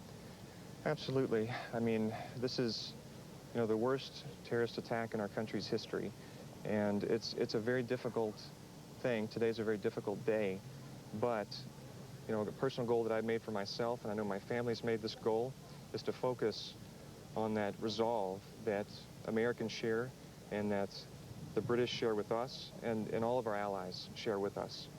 You go around Europe playing with the band. What kind of reception have you had over the last year across Europe? Well, the reception has been different after the events of September 11th last year. We've always had positive responses, but now I think our public concerts, we travel all over Europe. I've been to 12 different countries in the last 12 months, and the responses have been overwhelmingly positive. Keelan McCamey, thank you very much indeed. Well, here at 13:46, the time that the first plane hit the first tower, we will observe a minute's silence here and around the world. Sue, thank you very much. Let's reflect on preparations as we get ever closer to the beginning of the ceremony here at Ground Zero. People still arriving, bagpipes still playing, and thousands of people now amassed down there on the corner, the site of what was the Twin Towers, what were the highest buildings, of course, in New York City. And so many people that we've seen today arriving with pictures of their loved ones, people who died in what was the worst terrorist atrocity to befall the United States, wearing pictures of them and made into buttons and badges on their lapels, holding posters. We can see just a huge number of children as well among the crowd. And here on the BBC, we've been talking to people who lost their loved ones over the last couple of days. And quite remarkable, the number of people I've spoken to who've said that they, as adults, have come down to Ground Zero since that day 1 year ago, but that they haven't necessarily felt able to bring their children. They've been worried about how their children would react. They don't know what to describe, what to say to them. But today is the day that many families have chosen to bring their children, to show them where their mothers, fathers, aunts and uncles died. Well, that ceremony gets underway in just about 15-20 minutes or so. And joining me, and someone who'll be with me for much of the ceremony, is Evan Cornog. Now, he was a press advisor to Ed Koch, a famous mayor of New York, of course, for many years. He's also a historian of the city and teaches history at Columbia University here in New York City. Evan, thanks for joining us here on the BBC. As someone so steeped in New York and its history in every way, and someone who still lives in the city, what are your thoughts this morning, just 20 minutes from the anniversary? Well, one of my thoughts is for all of us who were here that day, the fact that it's another beautiful day in New York brings back the thought of the disjunction between the beautiful day that was September 11th of last year and the horror of seeing the towers first burning and then collapsing and all of the horror that surrounded that. I think that the city has pulled together in a remarkable way, and the nation's support of the city, which is something that New York is not exactly used to in the United States. An outpouring of affection from other parts of the country has really, I think, changed a bit of the way New Yorkers feel about themselves, and I think maybe the way the nation feels about New York. Has it softened some of New York's rougher edges, do you think? I think that New York's rougher edges are still there, and I think that the sense of community that came out so obviously after September 11th last year was also here, but I think it may have deepened that sense of community and maybe in that way softened its edges a little bit. What sense do you get just from talking to people, and I guess talking to your students at Columbia as well? Do any of them feel they can move on from this day with a sense of looking to the future, with a sense of optimism? I think people are moving forward with a sense of optimism. I think the continued threat of terrorism, brought to everybody's mind by the alert that the nation went to yesterday afternoon, means that we're living in a changed environment, and I think that's particularly true in New York. But I think people in New York are getting on with their lives. As I walked out onto this roof, I noticed at the other side of the building overlooking the Hudson, there are construction workers erecting a new skyscraper over in Battery Park City. So the building and rebuilding goes on. Do people still want to live and work in skyscrapers then, do you think? That suggests that they do. But... Obviously, many do, and there are some who don't. There are clearly people who moved out of New York, and there are also people who moved here after September 11th, attracted by the things that have always attracted people to New York City.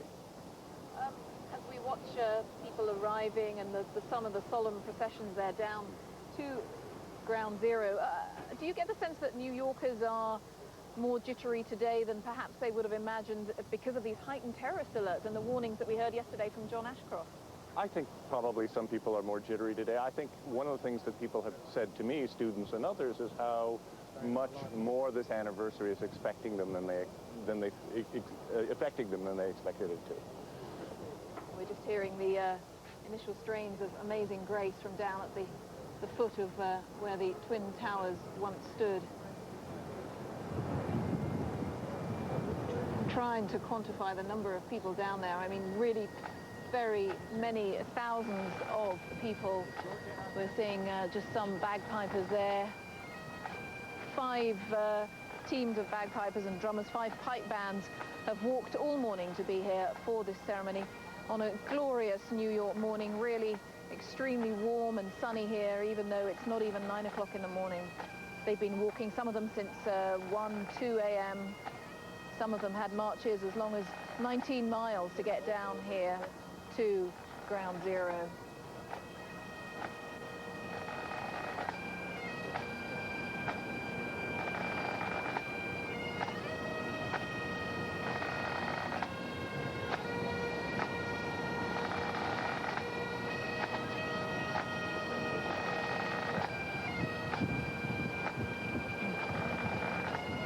Ceremony, of course, being watched across America.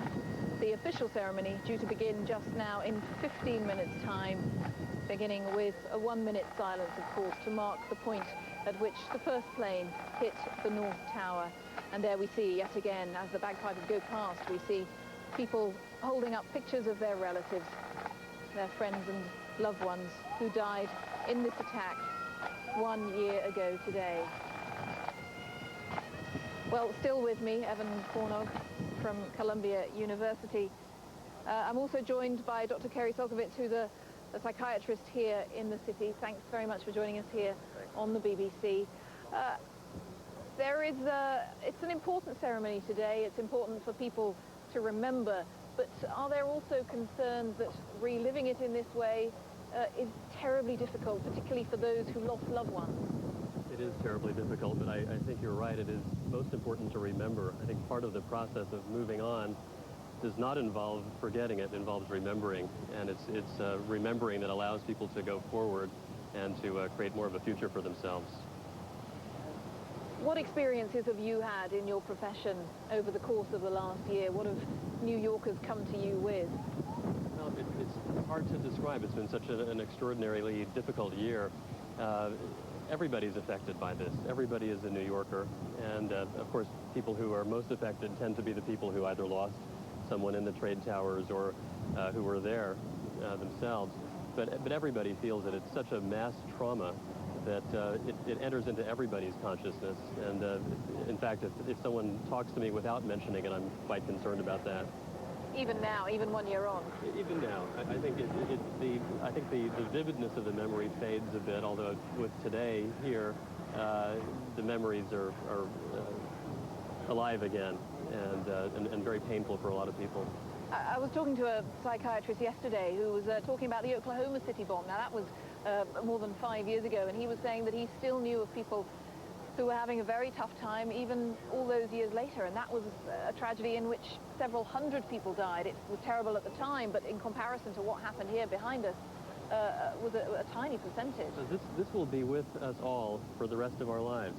I don't think that's I think that's really the way it's going to be. I think we have to be aware of that. I think there's a temptation to deny it, but it's with us all. Of course, the children who lost parents are probably going to suffer the most, and I'm most concerned about them. But everybody who witnessed it, everybody who saw it on TV will feel something of it for the rest of their lives. Evan Cornell, you're nodding there. I take it from that you feel that very much the city as a whole has been affected.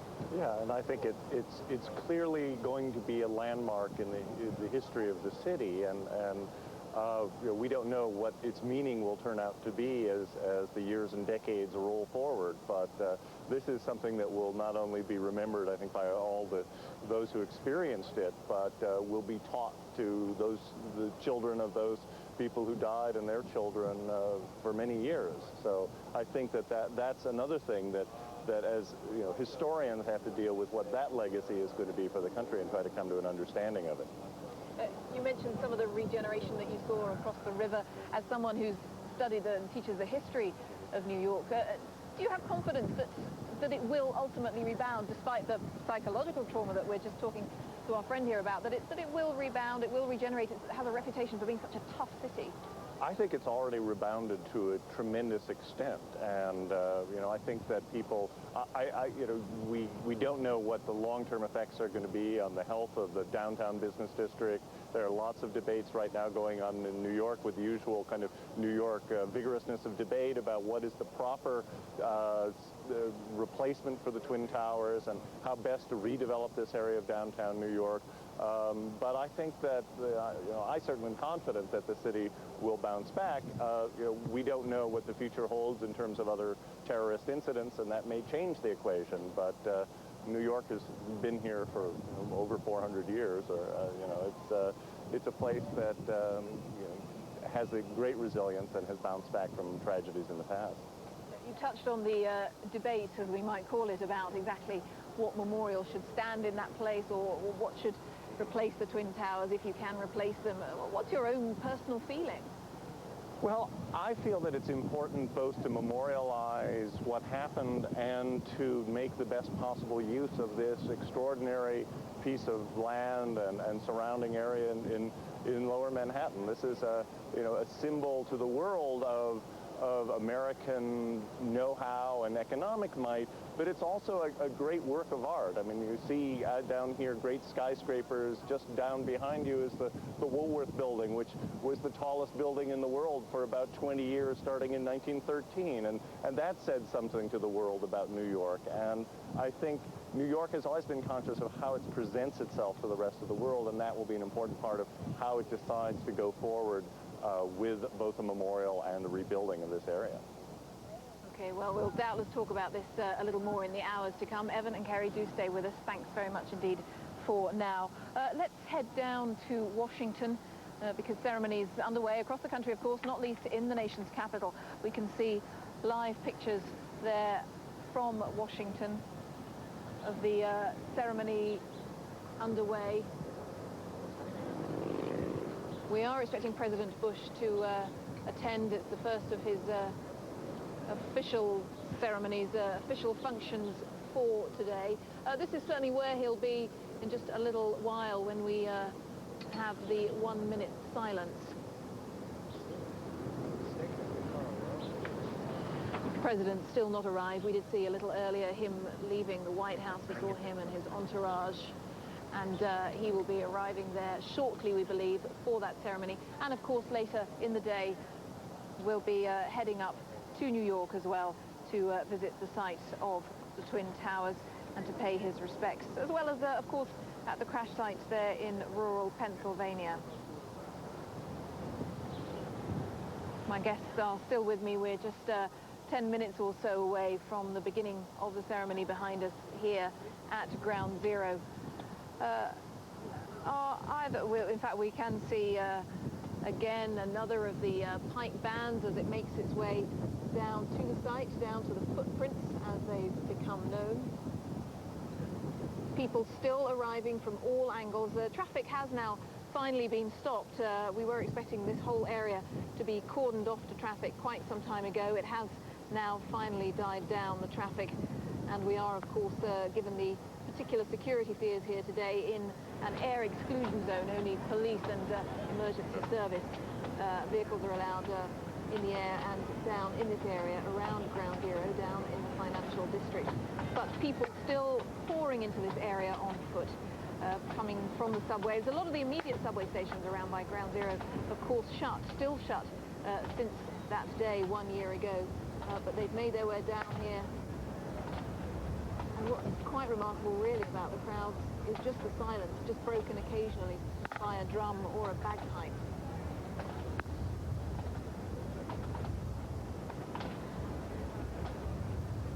My guests still with me, of course. Evan Corner, were you at all surprised by the numbers of people who've turned out here today? No, I think there would probably be more people here if there weren't such a strong cordon, which obviously the police have decided is necessary on this anniversary day with a high alert of continuing threats of terrorism. But I think people are honoring this day in a lot of different places around the country and around the world, and also New Yorkers are honoring this day or marking this day in a lot of different ways. I know there are people who find it very traumatic to look back on what happened a year ago and are really trying to avoid the ceremonies. I know other people who are planning to go. There are concerts tonight in all 5 boroughs of New York. There are candlelight vigils. There are all sorts of things going on. Not only marking what happened, but I think celebrating New York's resurgence. And I think, there will be many, many people watching this on television and many people taking time out today to think about the people who were lost and what has changed. Yes, people very much being encouraged to participate in their own way, however they see fit. Dr. Kerry Sukovich, First Lady Laura Bush, of course, famously over the last couple of days urged families, parents, not to necessarily let their children watch all these events, and certainly not to let them see images, things that will remind them of what happened 1 year ago. What's your thinking on her advice?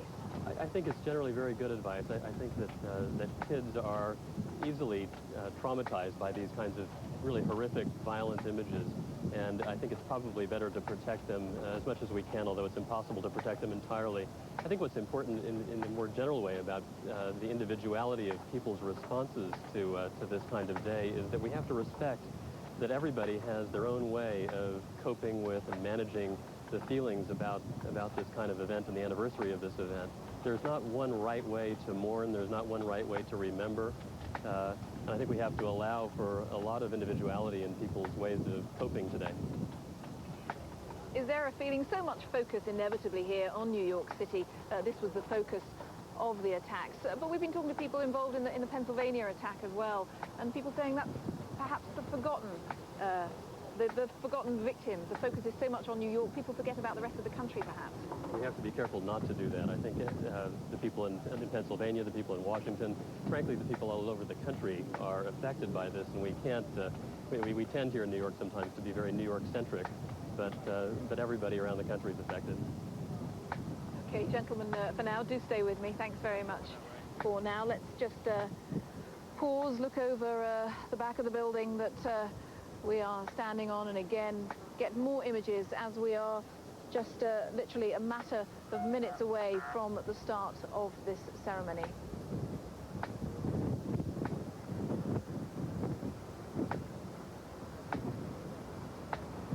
That camera shot there, I think, just showing you a large number of flags there, a huge number of flags out in force today.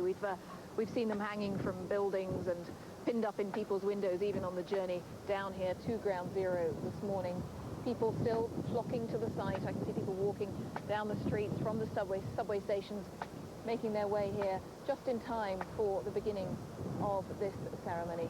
And of course, at the end of it, all the families, or those who want to, are going to be allowed for the first time to walk down the reddish ramp that you may be able to just make out in the, which we can see possibly in the middle of the picture. They'll be allowed to walk down there for the first time, which is the true base of Ground Zero. 7 stories deep. They will be allowed to have their own moment of reflection there. We're just a matter of minutes away from the beginning of the ceremony here at Ground Zero.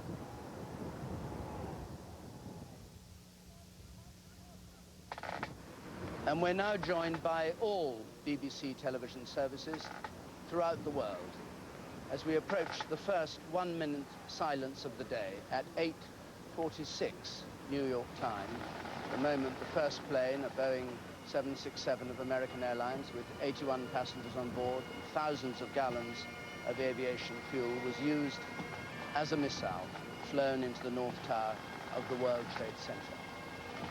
And that moment of silence will itself be introduced here.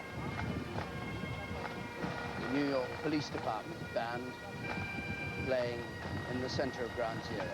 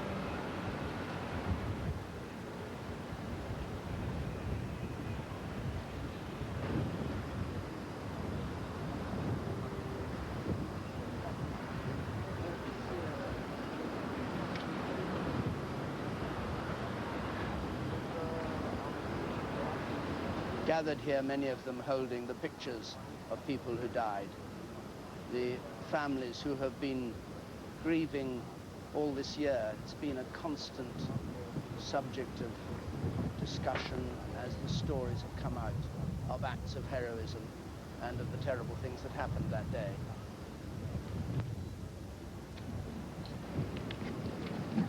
The mayor of New York now comes to the rostrum. Again today, we are a nation that mourns.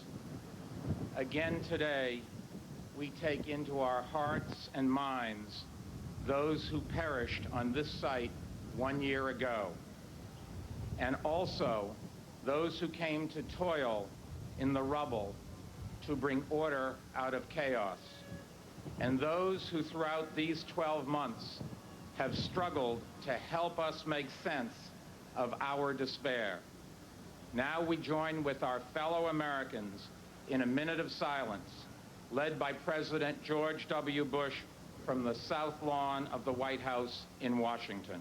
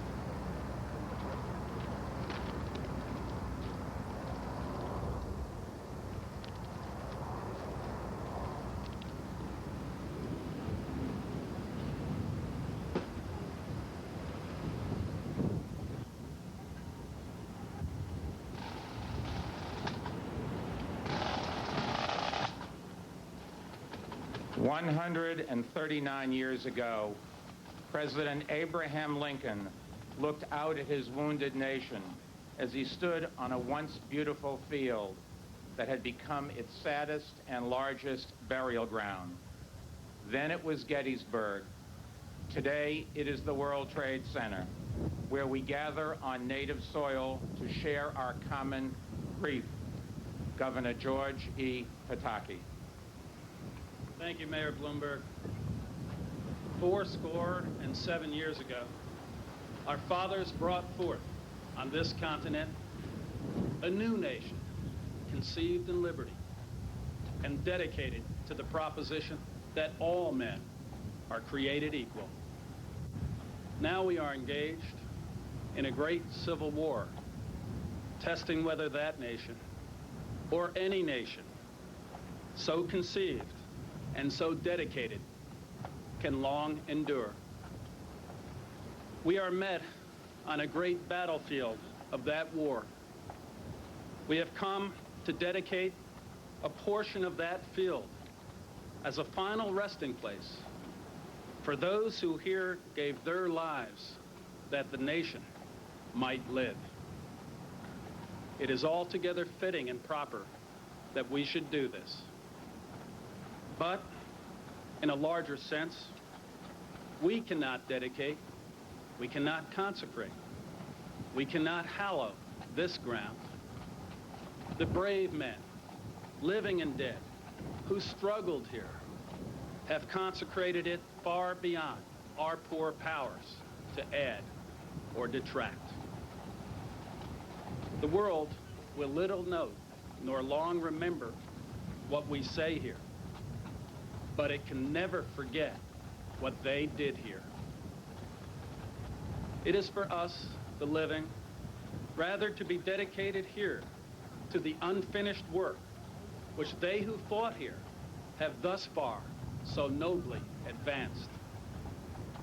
It is, rather, for us to be here dedicated to the great task remaining before us, that from these honored dead, we take increased devotion to that cause for which they gave the last full measure of devotion. That we here highly resolve that these dead shall not have died in vain, that this nation, under God, shall have a new birth of freedom, and that government of the people, by the people, for the people, shall not perish from the earth.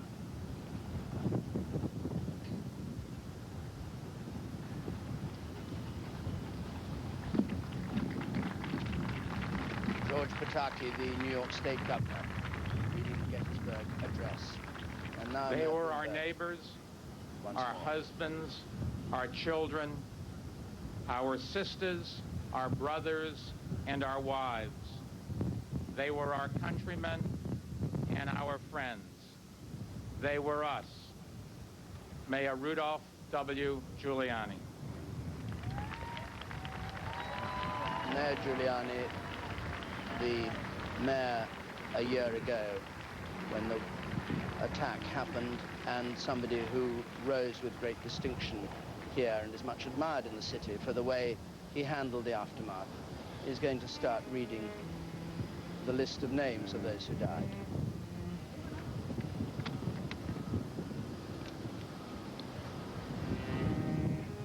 Gordon M. Ahmad Jr. Edelmiro Abad. Maria Rose Abad. Andrew Anthony Abadi. Vincent Abadi. Lawrence Christopher Abel. Alona Abraham. William F. Abrahamson. Richard Anthony Acedo. Jesus Acevedo Rescond. Heinrich Bernard Ackerman, Paul Aquaviva, Donald Leroy Adams, Patrick Adams, Shannon Lewis Adams, Stephen George Adams. And so the reading of the names here starts, and it will go on for an hour or more until every name has been read here in New York City.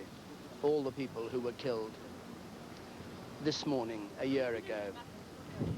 And while that goes on, we will be back later on for the other ceremonies at the Pentagon, in Washington Cathedral, and in Pennsylvania. But for the moment, let's go back to St. Paul's Cathedral in London, where the 67 British dead, along with all the others, are being remembered.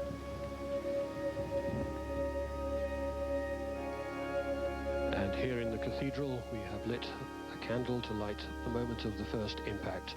Another will be lit later. And we're about to turn to prayers, led by Cardinal Cormac Murphy O'Connor and Commissioner Giselle Gowan of the Salvation Army.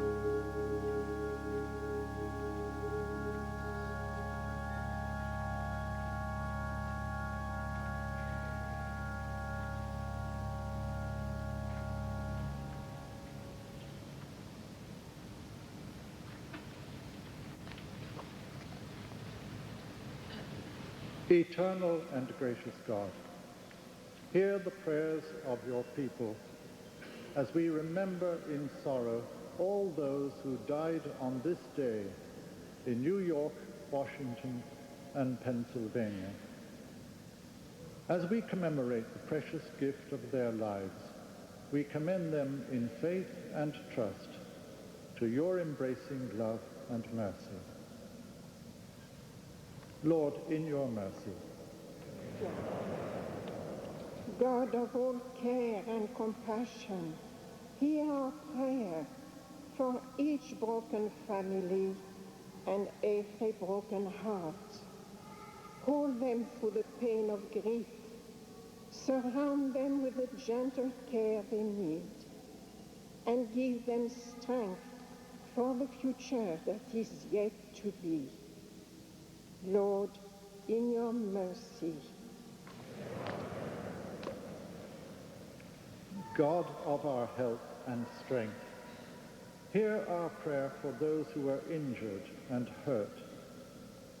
Give patience and skill to those who look after them, and heal the wounds of body, mind, and spirit. Lord, in your mercy. God of life and love, we pray in gratitude for the bravery and endurance of the emergency services. Keep in safety those who risk their own lives to rescue others in danger. Lord, in your mercy.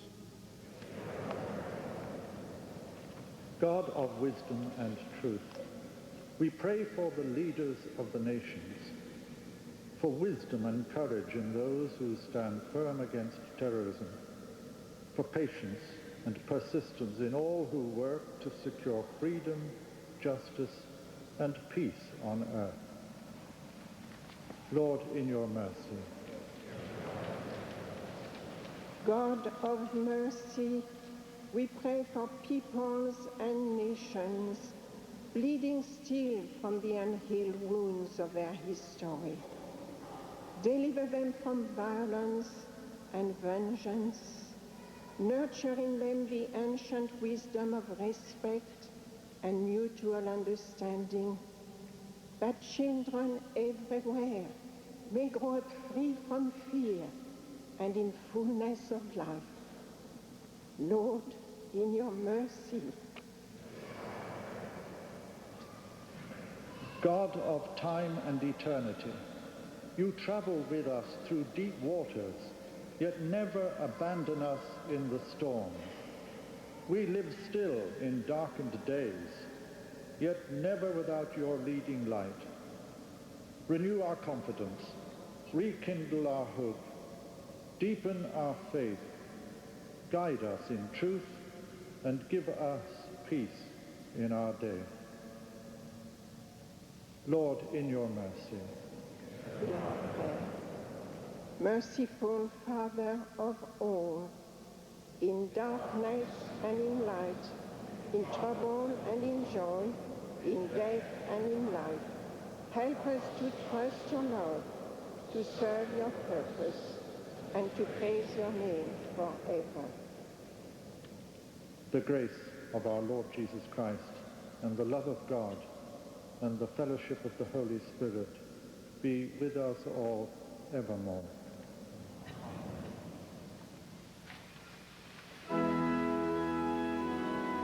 the next hymn takes us to the Act of Remembrance, which will be begun by Sophie Brandt of the British Red Cross. She's been helping the families of British victims, many of whom still haven't identified their loved ones.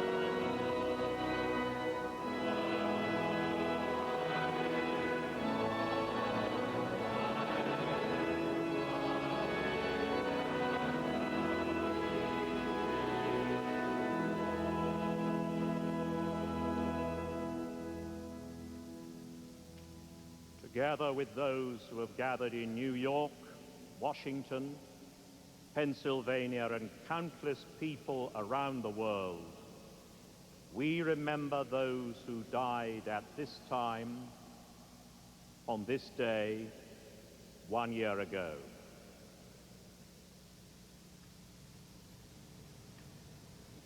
Time is too slow for those who wait, too swift for those who fear,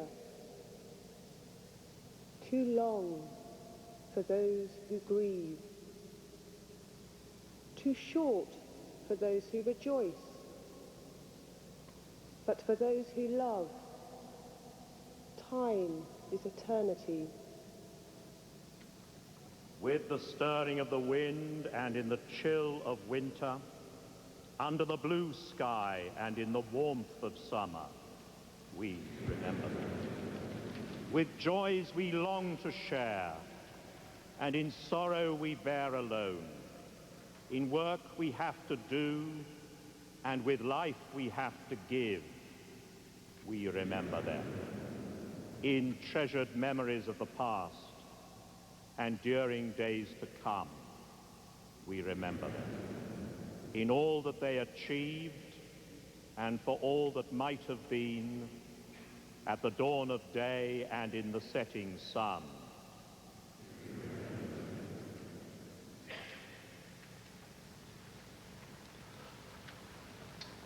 And now more than 3,000 white rose petals, one for each of the dead, will fall from the Whispering Gallery high above.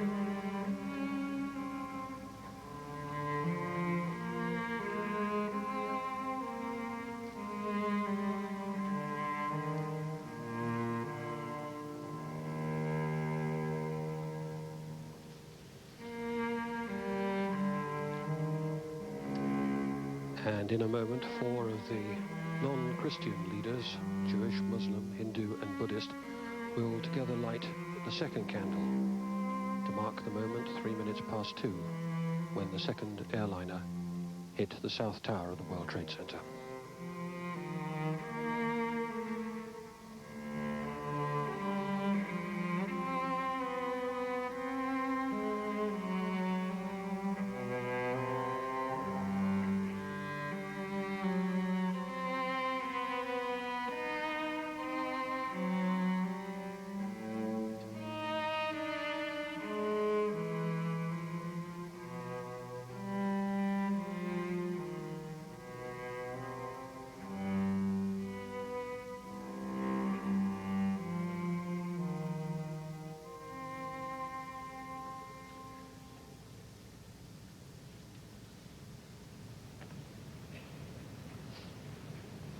If I should die and leave you here a while, be not like others, sore undone, who keep long vigils by silent dust and weep.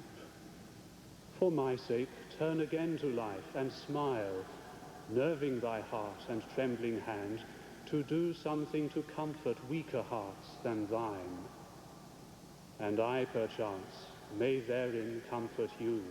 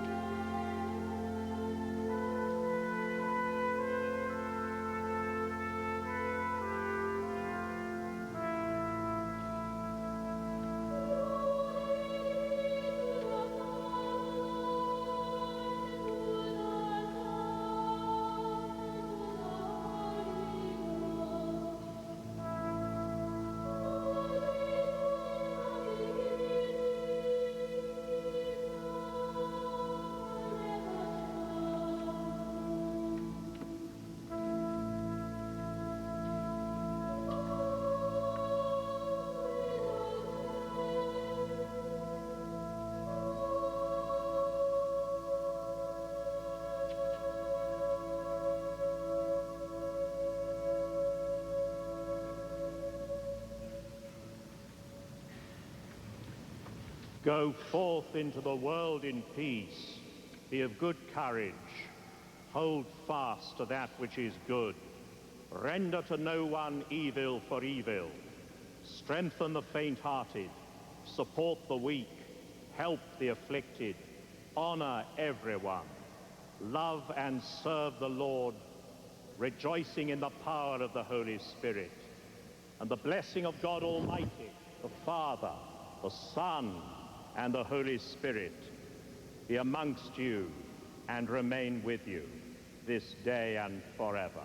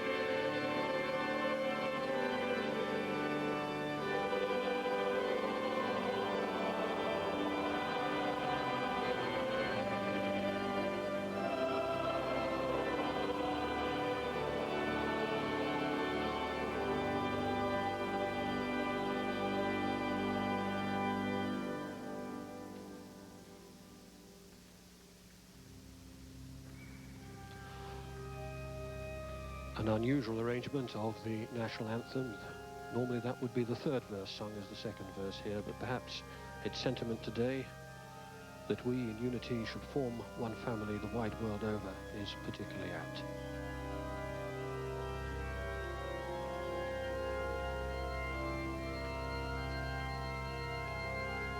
So the service that began with the American national anthem ends with the British reaffirmation of the sympathy and the support between the two nations and the suffering of both peoples.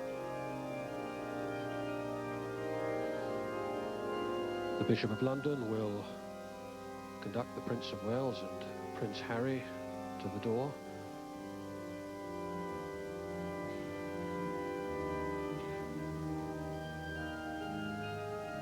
But although they are leaving the church formally, they will be returning later to meet privately with some of the families, and they too will be having a short private service in the crypt so they can be alone. There is in this a struggle for comfort. Less than half of those who've died last year, less than half of their bodies have been recovered, and the grim work of identifying their bodies continues even now, a year on. On such occasion it's impossible to share their grief, but we can try to understand it. Because their deaths were so shockingly public, the grief has been public too. It's been impossible to mourn privately. Families have a private tragedy, but one that has been shared by the whole country. Today, the nation has effectively offered them a national funeral service. And now we return to David Dimbleby, New York.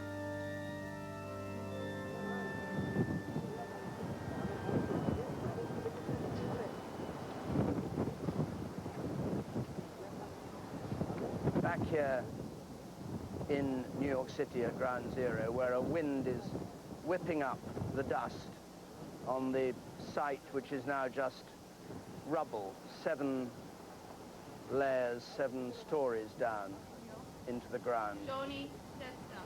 and where the families, while the names are still being read, are bringing flowers and laying them at the heart of the place where the two towers stood. Mandy Chang, Mark Lawrence Charette, Gregorio Manuel Chavez, Delrose E. Chassis, Pedro Franklin Checo, Douglas McMillan Cherry, Stephen Patrick Cherry, Vernon Paul. So as those flowers are laid down below us, I'm joined here looking over Ground Zero by Jonathan Alter of Newsweek. You were here shortly after the events of a year ago, a site very different from this, obviously. What do you remember of what it was like when you came down here? Well, it's such a contrast, David, to what we're seeing today, where it looks essentially like a construction site. At the time that I came here in the days immediately following September 11th, it was a scene out of Dante's Inferno. That might sound like a form of literary exaggeration, but I've covered earthquakes and hurricanes and wars, and the utter destruction in every direction that you look was almost unimaginable. But it was a strangely uplifting time also in the period right after, because while you had these scenes of destruction everywhere, tremendous amount of dust, debris, twisted steel, you also had all lined up and down this street right here, thousands of New Yorkers who came down to see what they could do to help. Unfortunately, many of them couldn't do anything because there were so few survivors. How during the 12 months that have passed has the reaction of this city, the people in this city, changed, if it has, until the mood of today, which is one, it seems, of solemn memory then? Well, you know, New Yorkers are famously abrupt, and they can be difficult and blunt. And it was a time after September 11th when all of that was set aside, and suddenly New Yorkers became truly the friendliest, most helpful people in the world. We're a little bit back to the way we used to be, but things have changed in the sense in that Americans have never been innocent, or at least not in recent years. There was no innocence to lose, but there was a kind of a carefree quality that Americans had that has been lost, and we're reminded of that loss on a day like today. And are these ceremonies, which we're seeing here, are they reminding people of their anger at what happened, or are they providing a sort of stage of healing for the, we don't know, of course, the feelings of the families and the bereaved, but for the city as a whole?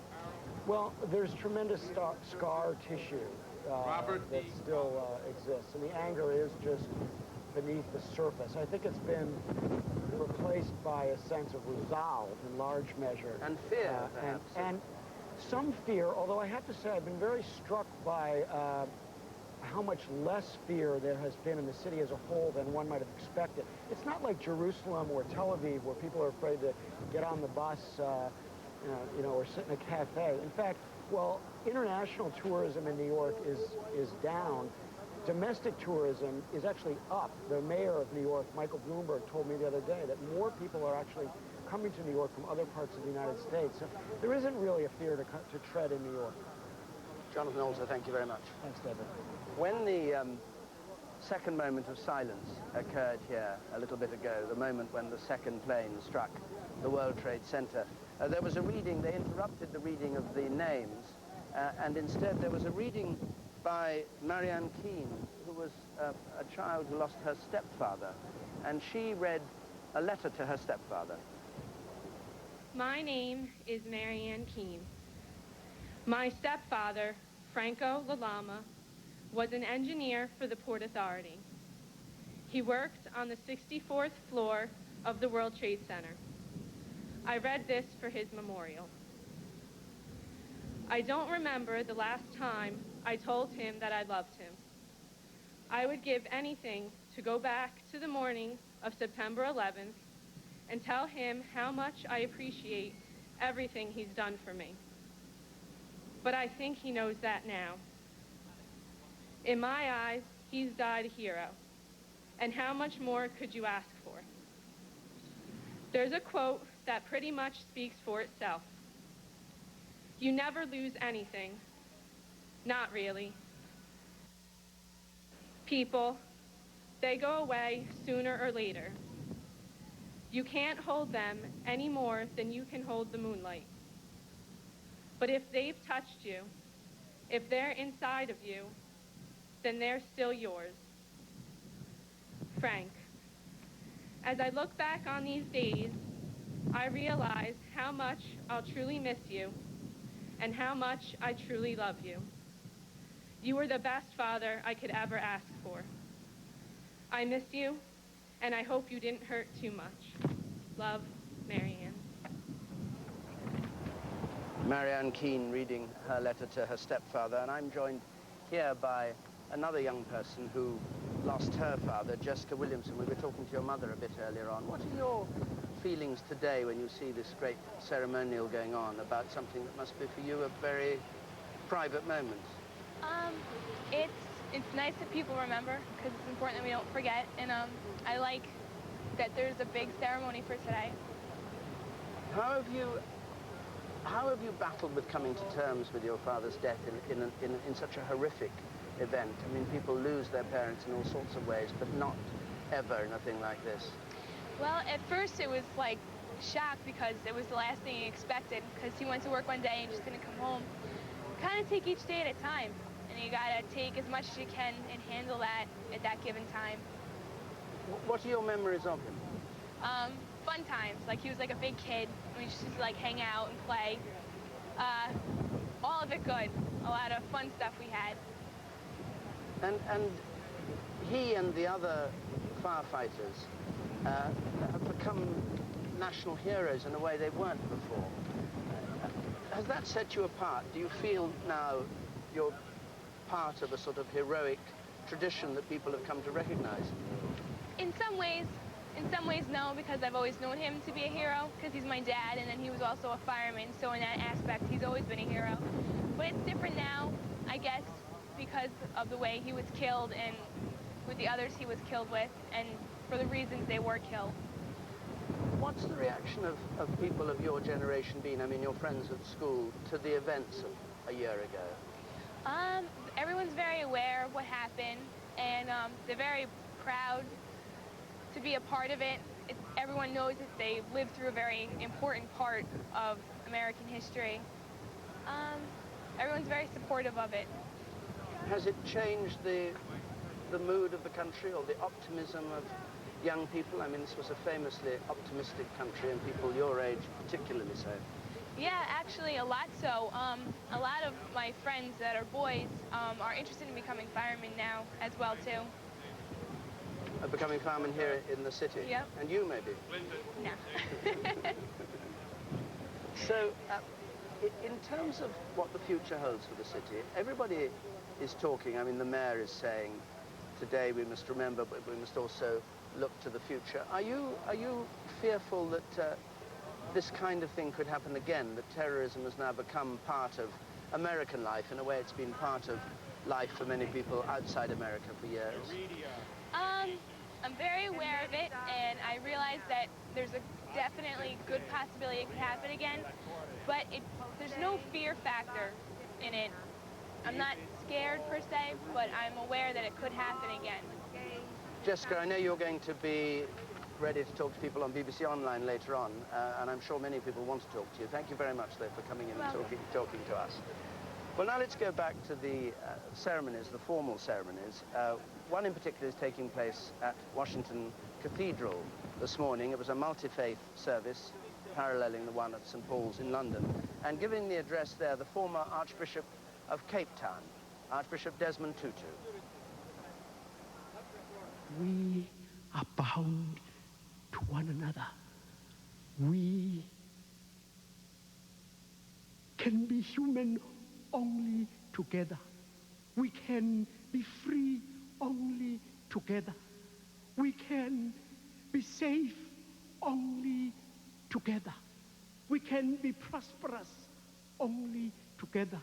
And God cries out to you, wonderful people, in this incredible land. God says, please help me. Please help me realize my dream that my children will wake up one day and know that they are family. And then we may see the fulfillment of the vision. After that I looked and saw a vast throng which no one could count, from all races and tribes and nations and languages, standing before the throne and the Lamb. They were robed in white and had branches in their hands, and they shouted aloud, "Victory to our God who sits on the throne and to the Lamb." All the angels who stood around the throne and around the elders and the four living creatures prostrated themselves before the throne and worshipped God, saying, "Amen. Praise and glory and wisdom and thanksgiving, power and might be to our God forever and ever. Amen."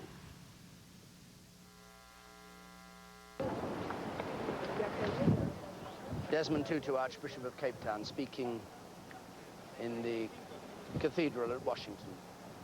In New York, this list of 2,801 names is still being read. The roll call of the dead who died in the 2.5 hours of this day a year ago. And as the names are read, family members still coming down with flowers to pay their tributes. William John Demling. Marisa Dinardo Sharp. Christopher M. DeCuff. Jeffrey Mark Dingle. Anthony D'Anzio. George Di Pasquale. Joseph Di Pileto. Douglas Franz Di Stefano. Don Demerico Di Leo. Ramsey A. Doney. John Joseph Doherty. Melissa C. Doy. Brendan Dolan. Neil Matthew Dollard. Joseph Domenico. Benilda Pascua Domingo. Alberto Dominguez. Carlos Dominguez. Jerome Mark Patrick Dominguez. Kevin W. Donnelly. Jacqueline Donovan. Stephen Scott Dorff. Thomas Dowd. Kevin Dowdow. Mary Yolanda Dowling. Raymond Matthew Downey. Frank Joseph Doyle. Joseph Michael Doyle. Randall W. Drake. Stephen Patrick Driscoll. Myrna A. Duarte. Luke A. Dudek. Christopher Michael Duffy. Gerard Duffy. Michael Joseph Duffy. Thomas W. Duffy. Antoinette Duger. Sariv Ducat. Christopher Joseph Dunn. Richard Anthony Dunstan. Patrick Thomas Dwyer. Joseph Anthony Ecobachi. John Bruce Eagleson. Robert Douglas Eden. Dean Philip Eberling. Margaret Ruth Echterman. Paul Robert Eckna. Constantine Economus. Dennis Michael Edwards. Michael Hardy Edwards. Mary Lynn Edwards Angel. Christine Egan. Martin J. Egan Jr. Lisa Egan. Michael Egan. Samantha Martin Egan. Carol Eggert. Lisa Karen Ehrlich. John Ernst Eichler. Eric Adam Eisenberg. Daphne Ferlinda Elder. Michael J. Alferez. Mark Joseph Ellis. Valerie Silver Ellis. Albert Alfie William Elmary. Edgar Hendricks Emery Jr. Doris Suk Yuen Eng. Christopher Epps. Ulf Ram Erickson. Erwin L. Erker. William John Irwin. Jose Espinal. Fanny Espinoza. Bridget Ann Esposito. Francis Esposito. Michael Esposito. William Esposito. Ruben Eskelin Jr. Sadie Etty. Barbara G. Etzold. Eric Brian Evans. Robert Evans. Meredith Emily June Ewart. Catherine K. Fagan. Patricia Mary Fagan. Keith George Tarbin. And Sandra Fajardo leaving Smith.